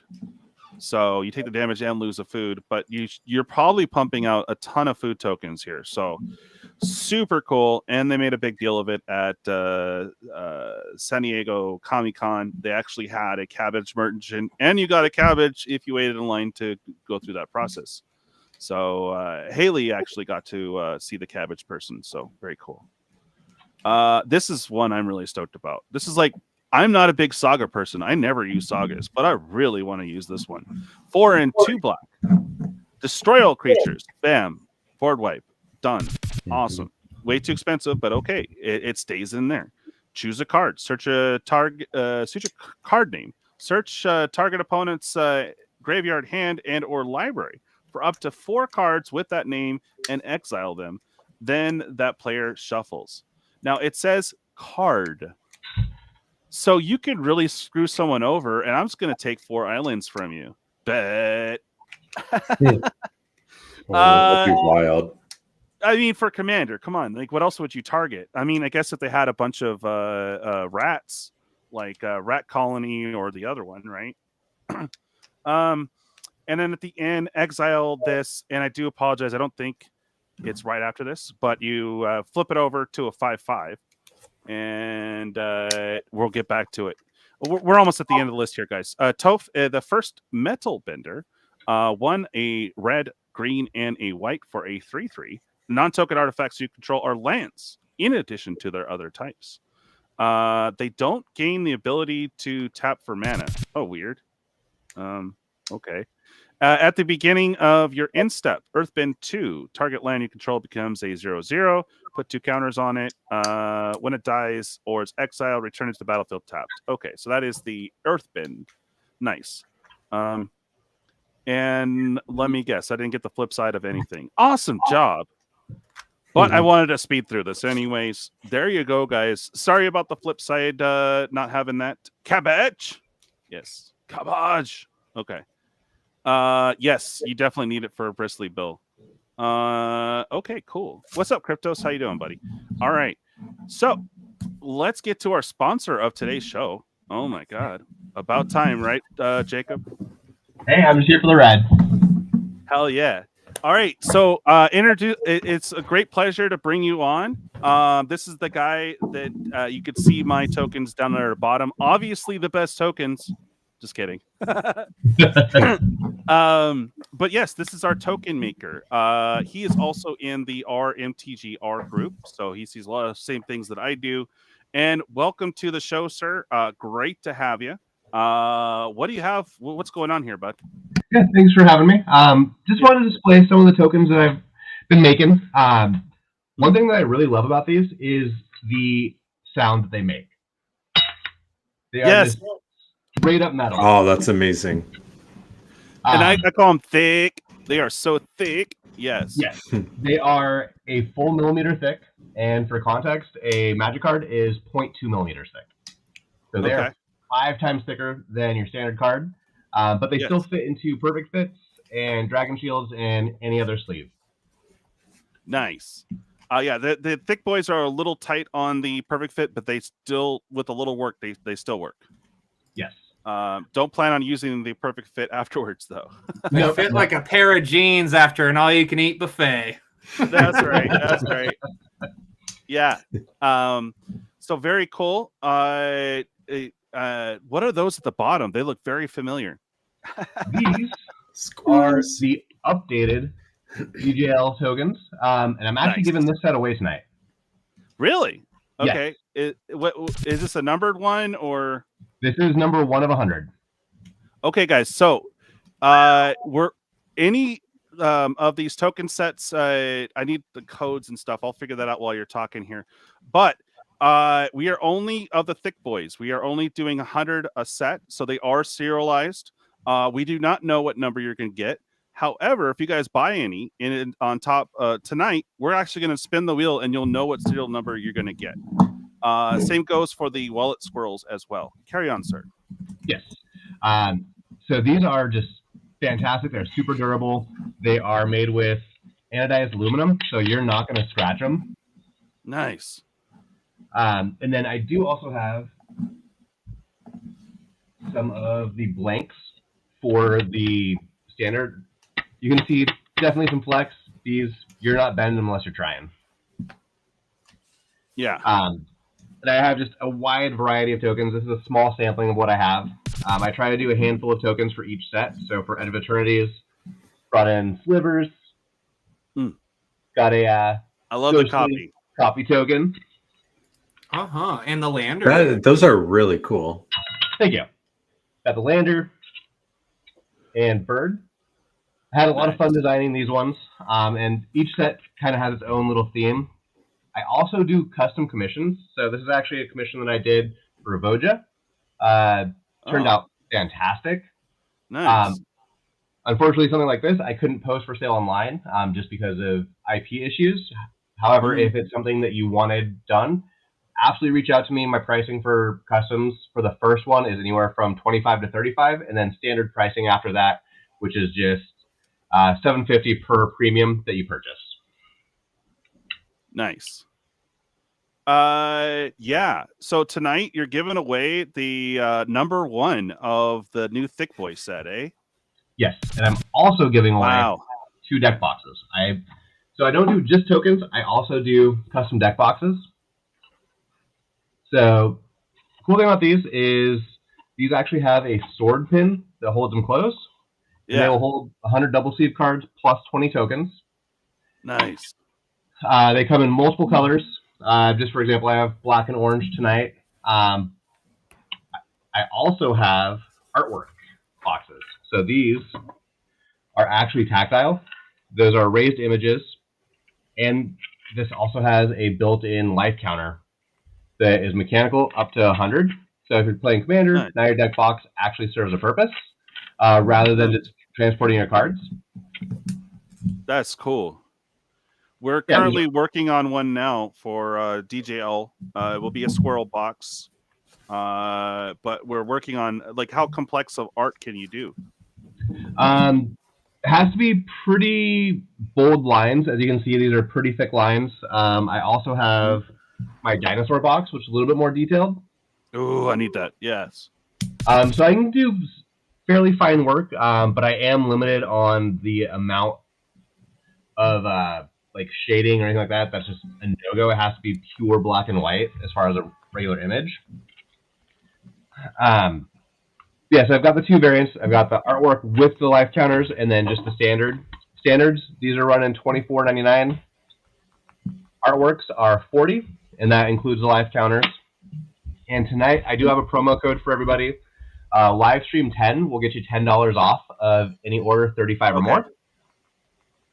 And then, unfortunately, like our mysterious Etsy buyer earlier, you told me about, just on my stuff, I get my commission, right? But we do have a code to help you save. Okay, I wanted to clarify that. So, what my commission, guys? So, you know me, I'm very transparent. I only make $5 off of anything that you guys buy. We will talk about the deck box, but what do you think? If the commission was say 5 to 10, what do you think the deck box would be once we get her done? Yeah, so I would probably want to do the same with or without life counters. Okay. Just because there's an extra layer of complexity, and honestly, it would just be a $5 premium on top of that. Okay, there you go. So we are working on the box, and then we are also working on the dragon set. So that's where you guys come in. You can help us brainstorm. Do you have any examples of some art that you were working on, or not really? I do have one I could show. That was just one of the squirrels concepts. Yeah, I don't have anything in front of me, unfortunately. Okay. I had some laptop issues, so I'm on my backup. Okay. Let me show this one here. Okay, get out of my way. Thank you. Okay. Floth. Okay. I have to do a bit of scrolling. Bear with me.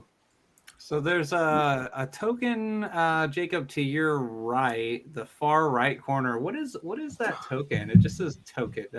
Further down. Down. Yeah, that one that you have your hand on. What is it? So this is just an example of if you have anything you want put to metal, I do commissions as well. Oh, okay. Okay, cool. Yeah, I just saw like the word token on there. I was like, oh gosh, my intrigue is piqued. Yeah. Yeah, and right now it was I got to go back to Facebook now. Okay. There it is. And feel free if you're in the chat. Again, if you can't chat, just subscribe. It takes about a minute. So we'll give you guys like 2 minutes here, and we'll do the drawing for the 1 of 100 set. So this will be taken off the list.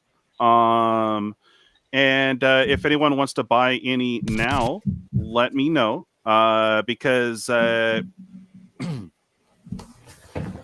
what was that? Wait. Let's see. Can you shoot me a link for that? Okay. Just my prediction. Also, think Perp mentioned. Okay, got it. Yeah. So there it is to get in on the giveaway, guys. This is the thick boys, right? The big, yes. Big guys. Oh, awesome. Yeah. These are amazing. I mean, that's hard. Like you really have to really put some effort in. It's got a little give, but it's still pretty thick. I mean, you really have to bend it.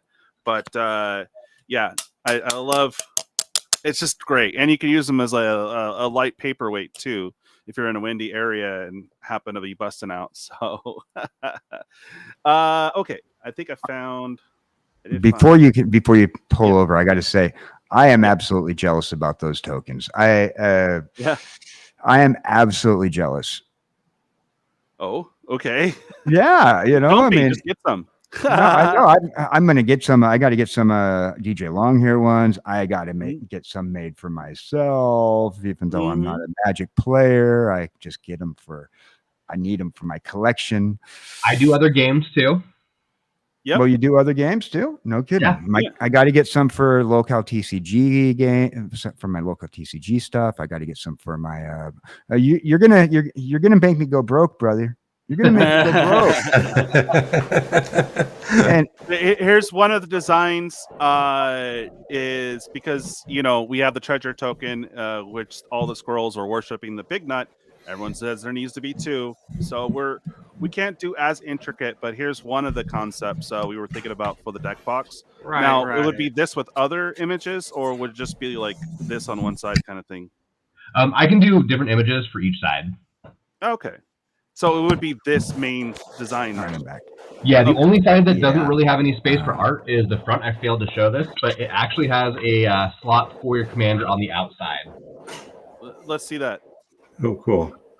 Oh, in a hard card. I know. Yep. It rubs me Nice. the wrong way every single day, man. You kind of see where I've been bitching about, and I don't want you to see that. You can't. I don't want my business partner seeing the negative side yet. I want you to be disillusioned for a bit longer. There you go. Oh, you're talking to him. I was like, what? No, those tokens are dope. So are those laser etched? Or Sorry, I didn't mean. I was talking to my roommate. Sorry, and I forgot to mute. Yeah, I do have a laser. Agreed. Okay. Yeah. Did anyone have questions for our sponsor today, Jacob Floth from Treasure Forge? We had a couple there. We'll fill out some questions and do the big spin. Yeah. Hey, Jacob, how are those made? Are those laser etched? Yeah, they are laser etched. Okay. And I have the actual metal sourced directly from China. Oh, Okay. All right. Congratulations on not being overloaded with too many tariffs. yeah. Been fortunate so far. Right. Yeah. Right. No kidding.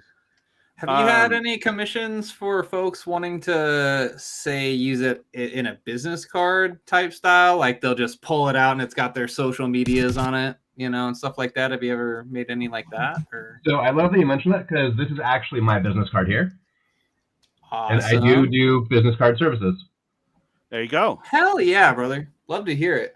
Nice. And Although I you do do? like it rounded, like the one you have Yep. for our wallet squirrels, which Yeah. are basically business cards, card sized. So Exactly. And then I do business cards in multiple sizes. So the 0.2 millimeter, which is the original run of the squirrels, and then mine are on 0.4. I can do up to a full millimeter on business cards. So I got lots of options. I can do design work. If you have logos, I can put those straight to metal. Yeah, lots of options. Okay. And the business cards, I'm assuming, are of a traditional card material, or do you also offer metal ones? These are metal. Oh, wow. Yep. The great thing about these they were- is with them being metal, they are waterproof. So you don't have to worry about Nice. someone dropping your card. If you leave it in your wallet, it's not going to get scratched up. Like they Yeah. have some longevity to them. Or go through the washing machine. Oh, no, I can't get a bid on that business because I washed my wallet. Right? I just want to sort out the pants that they're in with. So we got to figure out how to get the cost down because all commissions right now are basically paying for all the promo squirrels we did for. Well, we gave some out here and some other promos and all the promos we had out at MagicCon. So probably have to figure out how to do like a good 200 to 500 run if I do manage to get out there for Vegas. Yeah, So- and if volume starts picking up, I can put in larger orders and drive my cost down. I just can't afford the overhead to get my cost down to a reasonable number. Right. I mean, we both make a little something, but yeah, most of the costs that you guys see, like they're thinking, oh, tokens, 35, 40, 50 bucks. What? It's mostly material. You and I aren't making much. You know what I mean? Exactly. I just And want to I mean, emphasize that. Yeah. I'm happy to share full transparency on the 5-pack on the premium. Yeah. I'm only making $10. Oh, okay. It make it more to me, but hey, it's just a matter of paying for the materials, really. But I love this, and I can't wait to get in on the dragons, man. I have a concept for the copy. Basically, it's going to be the Spider-Man meme. Heck yeah. I just love seeing this kind of stuff. You know, and I love that we have two guests on today that took an idea and a need and made a solution with it, or put their creativity and you know, produced. You know, I love to see that. And basically, it's going to be the Spider-Man meme with a bunch of dragons pointing at each other. That will be the copy token. That I'm sold on. And then as far as the treasure token goes, I'll probably do like the logo on a treasure thing and a sleeping dragon with sunglasses. But I wanted to see like how goofy or like mid range or where we should be at. So right now, we could do the spin because I know everyone's waiting to see who's going to get that 1 of 100. Dude, that's sick. Because Before you do the don't spin, know. can you give me a tappy tappy, please? I like the sound. Tappy tappy. Give me the tappy tappy. Tappy. Tappy tappy. Oh, hello. No, Yeah. tap them. Make the sound. Well, you got the. Yeah. Look at how that But- sounds. Those are high quality tokens, people. Oh, If yeah. you haven't already gotten your token, make sure that you go and visit Jacob on his page and there you go go. order some. Yes. Dude, I'm like, I want to sharpen the edges and like be Gambit, but you know, whatever. they're very nicely weighted, guys. It's just like Those are insane tokens. I'm loving them. yeah. Got to Expensive, get some but for good. me too. Yeah. Oh yes, the Twid. Yeah, for sure. That's what we do is we network here, and that's basically. Jonathan sent me an email, and I was like surprised when he responded. I was like, "Oh, bet," and then we kind of figured this out, and here we are. Yeah. Was gonna show. Okay, so let me show you guys the site real quick, and then we'll do the spin, and we'll wrap up here. And we have at the end of our show, Jonathan and Jacob is of course our shill section. So if you're in you have to go to YouTube, unfortunately, because this program sucks for typing here. Only I can. Whatever. Anyways, go to YouTube and type in the chat. Obviously subscribe if you're not, but type in the chat, say hi or something. That way I can go in and give you guys wrenches so you guys can put in your own links for when we get to that shill section. So if you guys could do that now, that would be great. I just wanted to show off the website real quick. Can you shoot me a link, Jacob? Yeah. Okay. We'll go and pull that up.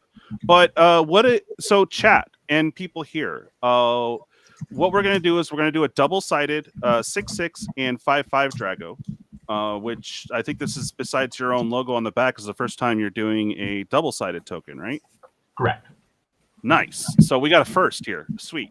So that's going to be the 6/6 Drago and the 5/5 Drago, and a separate token for the 4/4 Drago. We'll have a copy and a treasure, and I think we have room for one other token because it's a 5-card set. Any ideas? What I know Clue isn't as big. We could do a food, but what else are you guys using in your dragon decks for Commander? Okay, so technically, like, there's this new enchantment from Tarkir Dragonstorm, the 6-mana enchantment that has landfall and makes 4/4 dragon tokens. So that might be something to consider if it's not already existing. Oh, we have a 4/4 Drago. Okay, never mind. Disregard. Yeah, no, because there's only one that makes the 6/6s, but I want that because if it's a dragon deck, I probably have that card in there. And then there's ones that make 5/5, so a lot of uniques that or legendaries that do that. And then a 4/4 is the more common one. And then we have so we have 1, 2, 3, a treasure and a copy. So that leaves one token that we have room to do something with. So let me know in chat what you think that should be. What's the token that you grab the most when you are playing your dragon decks? I'm looking at my dragon deck too. I can't remember. I realize I haven't played it in so long. Here's a out of the box idea. Instead of a token for like a creature, what about a token for a zone, like the Exile Zone or the newly made Warp? You know what I'm saying? Oh, interesting. Yeah, we could do that or go on adventure, right? Right, the adventure. Yes. Oh, yeah, egg token. The egg token for dragons. Yeah. Oh, that's a good idea. Yes, because that goes in the dragon. The 1/1 Gobbo, I agree, but I think we want to do a separate goblin set down the road. Is Monarch a thing people are still doing? Right, and but my goal is every set that we do. Granted, we still work with each other, Jacob, of course. is I wanted a unique treasure token for that set, and then basically everything else, like copy will be new. But as we're fleshing it out, we try a different token every set besides the main creature subset or typal set. Like we could go down the road and do saprolings, we could do gobos. Sky's the limit. But I'm a little biased. I'm just going through my decks first, as I have to do most of the selling, right, and show off the stuff. So might as well make it work for the deck. I don't usually use eggs, so I totally didn't think about that. But that is an excellent call. What do you guys think on the egg token? I love it. It's on theme. Very on flavor, yeah. Yeah. Of course, I would want to make it an alien egg, though. But anyways, yes. Can we have face hugger tokens? It might not be a bad idea. I'm not sure how often people are storming off in dragon decks, but there are players out there who do storm. So maybe one token that has like 5 of the color mana symbols, and you can just throw your die on top of that, right? It's actually not a bad idea for another set. Is in like we could just Jacob, we could call it the zoning. And then we can have like on an adventure, warp or whatever, like these texture zones. And what's nice though is like you. Let me turn my camera back on. Yeah, you guys can send me the royalties later. No, I'm just kidding. That's right. All right, the one I'm looking in the zone. Look at that. You can have it right on top, and then you can just move it aside real quick. It'll hold it, and then pretty cool. Because it's a paperweight too, so totally. Anyway, the one I'm looking for is more of a Leroy Jenkins token. When you're ready to go, like rushing into battle for and virtually about ready to get killed. Maybe get me a pirate software token that you can that makes you leave. Dude, yes, I need my merfolk token that's actually a murloc, and the flavor text is flowing off the card. Nice. So everyone, thank you so much for your patience and hanging out with us. We're not done yet. We have to roll out, but I kind of wanted to start that brainstorm sesh, and I'm going to bring up the giveaway list. And John, did you? Okay, you did from your channel. Perfect. Okay, so I'm gonna do that while I bring up the giveaway menu here. Stuff and things. Bruh. Okay, there you are. Boom. All right, cool. So we got 11 people in. Again, remember, this is a serialized set. We are not printing 1 of 100 on this particular set ever again. So this is pretty awesome to get number 1. But feel free, Cardmill, jump in, man. Is hashtag. All right, there you go. If you guys aren't in, by all means, hop in now. We're going to do the spin here in about a minute. If you're not subscribed, hit the subscribe real quick and the like, obviously. And the bell helps out a lot. But there you go. It should have picked you up now. Okay, so we got Cardmill, Brian, Cryptos, Twiddler, Genesis Nightmare, Metra, Joe Lasher. That's right. You guys snuck in here. Hell yeah. Beth A, Oatson, Michael Superbacker, Beth A, good to see you. Oatson, Michael Superbacker, AB, and TG Dude. If you don't see your name on there, please type it correctly. It is hashtag TFNW. There you go. Scuba Chew. What's up, man? Hell yeah. All right. I'll give you guys a minute to do that. I am going to get into the live stream and do some stuff.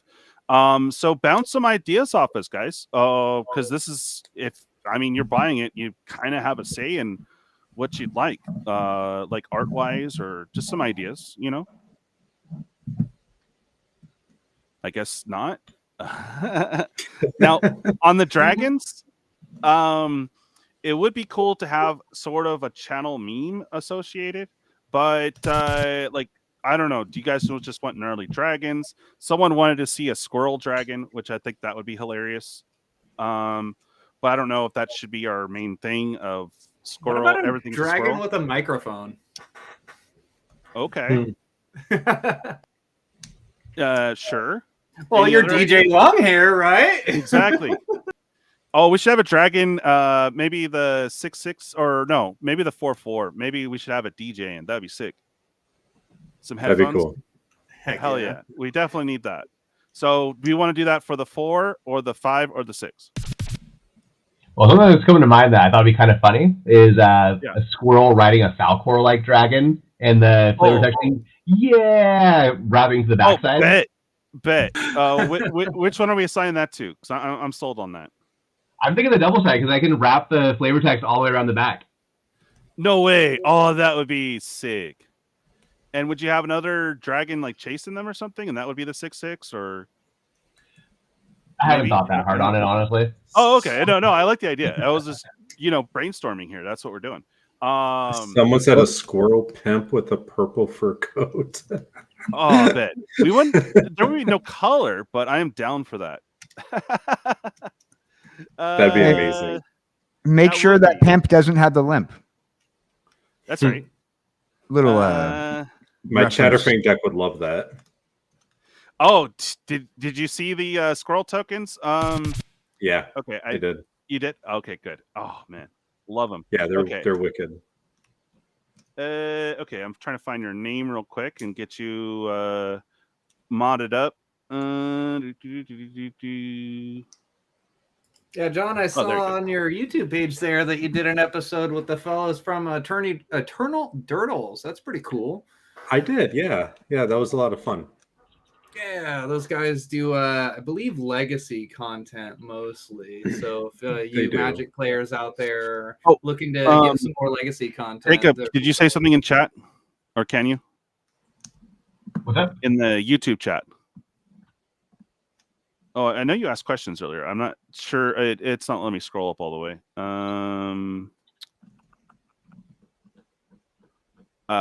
If you could just say something real quick in the did my link come through? On the actual YouTube chat. There we go. And okay, so Cardmill, you should be able to put your anything you want in there, like your link to your channel there. That would be great, and or any other things. I would do them separate though, so they don't bleed together. But feel free, John, to do that. Okay. And I'm sorry. This is I'm new to live stream. Like, are you saying like in the chat or somewhere else? No, in the actual YouTube chat. I gave you a wrench, so you should be able to post any links now. Okay, there you are. Okay. Now I got you, John. Thank you. Add as mod. And there you go. All right. You should be able to post your link now. Sweet. Okay. Now I can get back here. All right. We got 15 in. Nice. Nice. That's what I like to see. Okay. So Cowboy Dan's in here. We got Scuba Chew, Cap, Cardmill, Brian, Cryptos, Twiddler's Place, Genesis Nightmare, Metra 500 Productions, Joe Lasher, Beth A. Oatson, Michael Subacker, AB, and TCG Dude. I am about ready to hit that spin. Last chance, everyone. Spin it. You got to spin it so we can win it. That's right. Okay, here we go, guys. And good luck. And do reach out to Jacob in the Discord. Yes. And then we have the code today only. And we're also, if you guys buy anything, we're going to spin the wheel to see what serial number you get. So at least for ours, Dragon set obviously is in the works. We're brainstorming now, but the token set, there's only 100 of the thick boys for the squirrels, and there is still plenty left of the 250 run for the wallet squirrels. Ah, there's Coach. Hey, Coach, good to see you, bud. All right, it got you in. Perfect. All right, last chance. Going once. Going twice. Coach in here to snag a win from the rest of us. Right. I'm going to call rigged if that's the case. Here we go, guys. Boom, baby. Oh, Michael Superbacker. All right, let's see that exclamation point rigged in chat. Let's go. Congratulations. Michael Superbacker, he is, you're under Floth in our Discord? Yeah. Yeah, so FLOTH. Please reach out to him to get your address and figure all that fun stuff out, man. Congratulations. That is the we had one other random buyer. I don't know, you're not sure the name, but No, just they logged in as a guest when they bought it. Right. I guess that's a deserved win there, MSB. Yeah, right. And he backed our boy John here too with Cardmill. Wow, yeah, that's thank you what for I'm your saying. support. Yeah. Hell yeah. Okay, so awesome. And you mentioned another giveaway, or we're just doing the one set today, right? The set as well as one of my deck boxes. Okay, and these are the non-anything on it deck boxes? Correct. Just base color? Okay. Yep. Cool. So we're going to do one more spin, and this will be for a deck box. If you want to go ahead and show them real quick, let me blow you up.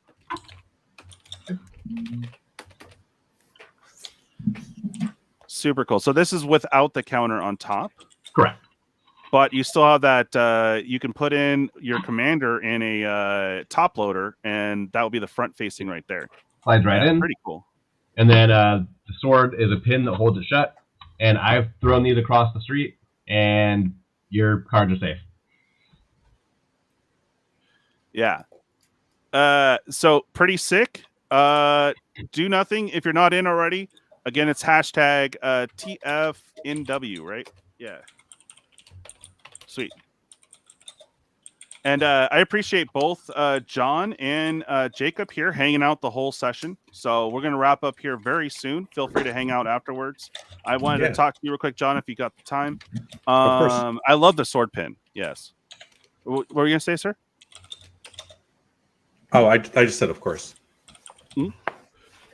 Oh, Ray. Yeah, Ray, get in, bro. There you go.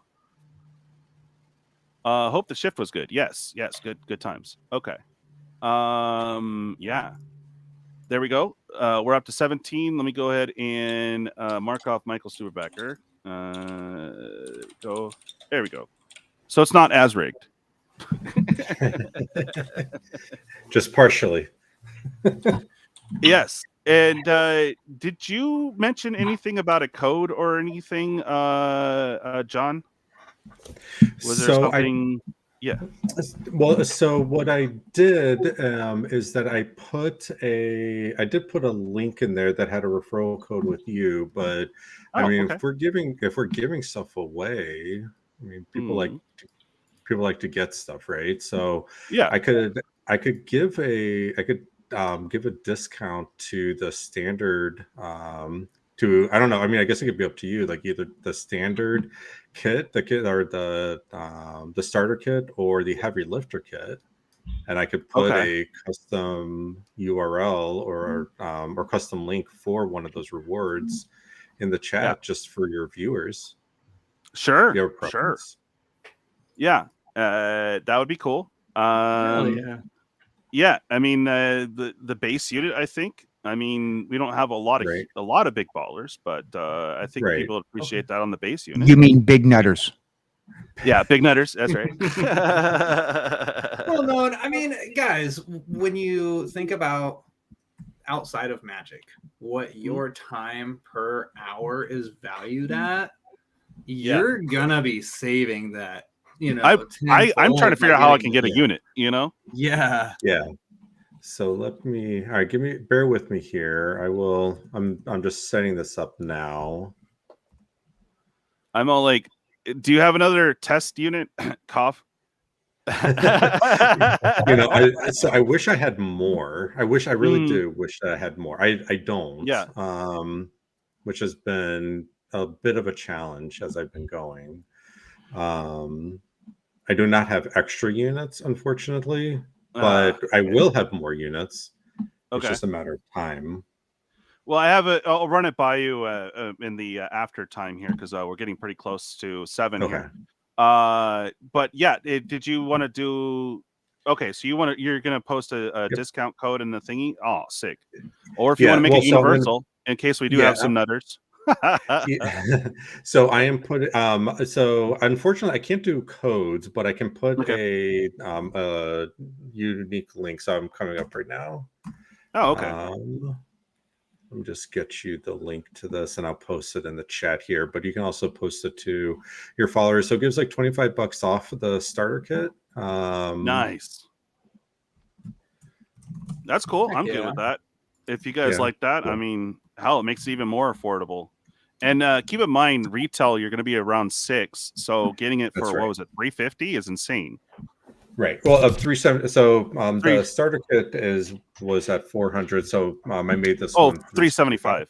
Right. Okay. Yeah. The Still, early it's going to starter- retail for 600 plus, guys, and that's still Right. cheaper. And you don't have to sign up for anything as of yet for like monthly service or anything like that. Yeah, You're really trying to stay away exactly. from that. Exactly. So Yeah. So it's please great. feel You free. can- Anyone who wants to use that link, get your discount. Have at it. there you go. Thank you, man. That's awesome. Thanks, John. All right.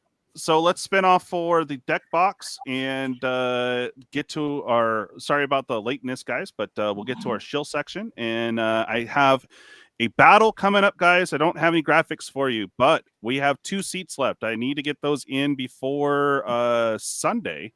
It's $42.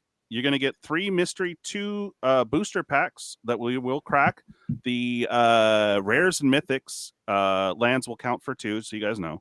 But rares and mythics are going to be your CMC cost of your packs. So if you get the highest, you're going to win the Sliver Legion promo pack or the secret layer. So there's 4 cards there, but the big card is, of course, Sliver Legion. And then the high is going to be the Dragon promo cards, which there's 4 of them. Yeah, that's the battle. We have 2 seats left, so there's only 8 seats. I got to fill those 2 in so we have the money ready to go when they go live on Secret Layer website. I want to get one for myself, or for the channel rather. So I'm gonna have some very spicy giveaways for mine. So I am obviously trying. Anyways, my goal is 2 boxes. We need to get the funds in. It's going to sit in PayPal until we order. And I just have a backup plan too. I actually know someone going to Atlanta. So if we miss out, we can still get our boxes. It just take a little bit longer. We don't know what the shipping is yet because they haven't told us until the day of. So, but yeah, if anyone wants a seat, please holler at me. I need to close it out. We have 2 seats left. So, all right, let's spin it for the deck box. Let's go. Bam. Hey, Metra, 500 Productions. I believe you're in the Discord. If you are, please to hit up Floth. That is his name in Discord. That is so you guys can trade information and all that. Congrats on the deck box, bro. Hell yeah. All right, let's get to some shilling. Our favorite section here. Let me hide that on screen. Boom, baby. Okay. Oh, I guess TCG dude's going first. Yeah. Fair. Hey, that worked. TCG dude. Shill. Yo, what up, everyone? I am Alex, the TCG dude, out here keeping Magic alive. If you like to play video games and talk trash on them, you can go catch me on the Twitch side at TCGDude907. I'm currently playing Final Fantasy X on the PS5, having a grand old time. Otherwise, if you just want to chit chat and talk Magic with me, or maybe even 1v1 me, you can always hit me up on X or Discord at TCGDude. If social medias aren't your thing, you can always just email me, contact.tcgdude@gmail.com. And yeah, you know, if you want me on the show talking anything Magic, card related, I'm your guy. So thanks for having me on today, bro. Hey, thanks for being on. Thanks to everyone keeping it professional today. Not a single swear word today. We did really good. I'm proud of everyone here. I know. When can we profusely swear? Let's just keep this one clean. Okay. All right. And Dan, you got a show? Yeah, actually, I do. So we got the new Two Heads One Mic podcast, episode 3 this Tuesday. We got a artists coming on the show. Nah, not I understand. A lot of people don't really care for AI art, but I do. I appreciate what it takes to know how to use a good prompt. And we have her. She's done some art for me in the past, and my co-host and a few other people. She's currently building up a little network where she's helping small streamers grow. And she's using her ability to figure out how to use AI prompting to make some incredible images, and not like your typical AI schlock that you see. So we're bringing her on the show. Seven-fingered women, thank you. Hey, so do I. So do I. But nothing outlasts the two-headed women. But not everybody's perfect, but she's coming on the show. That's Jess Bro on Twitter. You can find her and some of her art on my Twitter page. And my question is, when are we going to get the two-headed woman on? Right when. Pretty much got to pay extra from the circus for that. Oh, that's right. That's right. Okay, so you have to buy 5 token sets from Jacob here, from Treasure Forge, and 5 units from our boy Jonathan, right? And then you're in.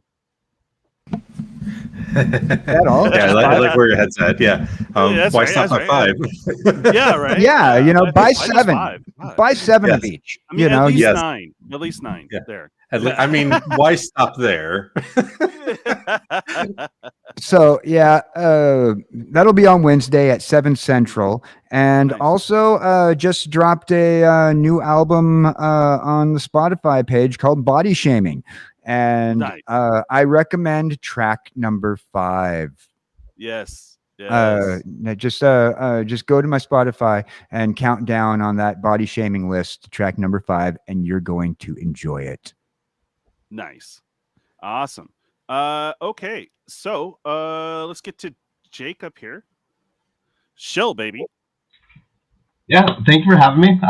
Really just, if you have anything that you want put to metal, please reach out to me. Follow me on Facebook. My business page is just getting started, Treasure Forge Northwest. Drop that link, homie, in the chat. And then follow my Etsy page. The website will actually go to my website once it is live. Nice. Hell yeah. So yeah, by all means, definitely buy some DJL tokens. If anyone wants to buy right now, we'll spin off and tell you what serial number you're going to get right now. So just saying, gotta move those squirrels, baby. Okay. And then finally, John, again, thank you so much for coming on, and don't be a stranger. We do this every Thursday, but we talk more Magic, less shilling. No, thank you so much for having me. I really appreciate it. Great conversations, great questions. So you can join us on our Discord or on our Kickstarter. Ask us any questions that anyone has. We want to be as transparent as possible as well, and if we can share it, we will. Nice. Well, thanks again for coming on. Thank you, everyone, for being here today. Again, I need help with those last 2 seats. That's my big shill. I'm going to stay up after a late night EDH on Sunday, which we typically end at between 12 and like 3 a.m.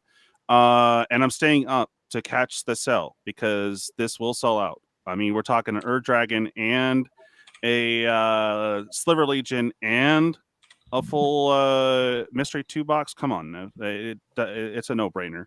So hopefully they don't jack up the price, but I kind of have a little bit to cover if they do go over what I expect it to be, but that's why also it's 42.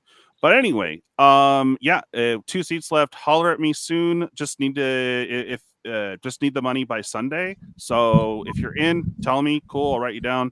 And then, just pay by Sunday. That would work great. It's just going to sit in the PayPal, interest free. I'm not making anything there.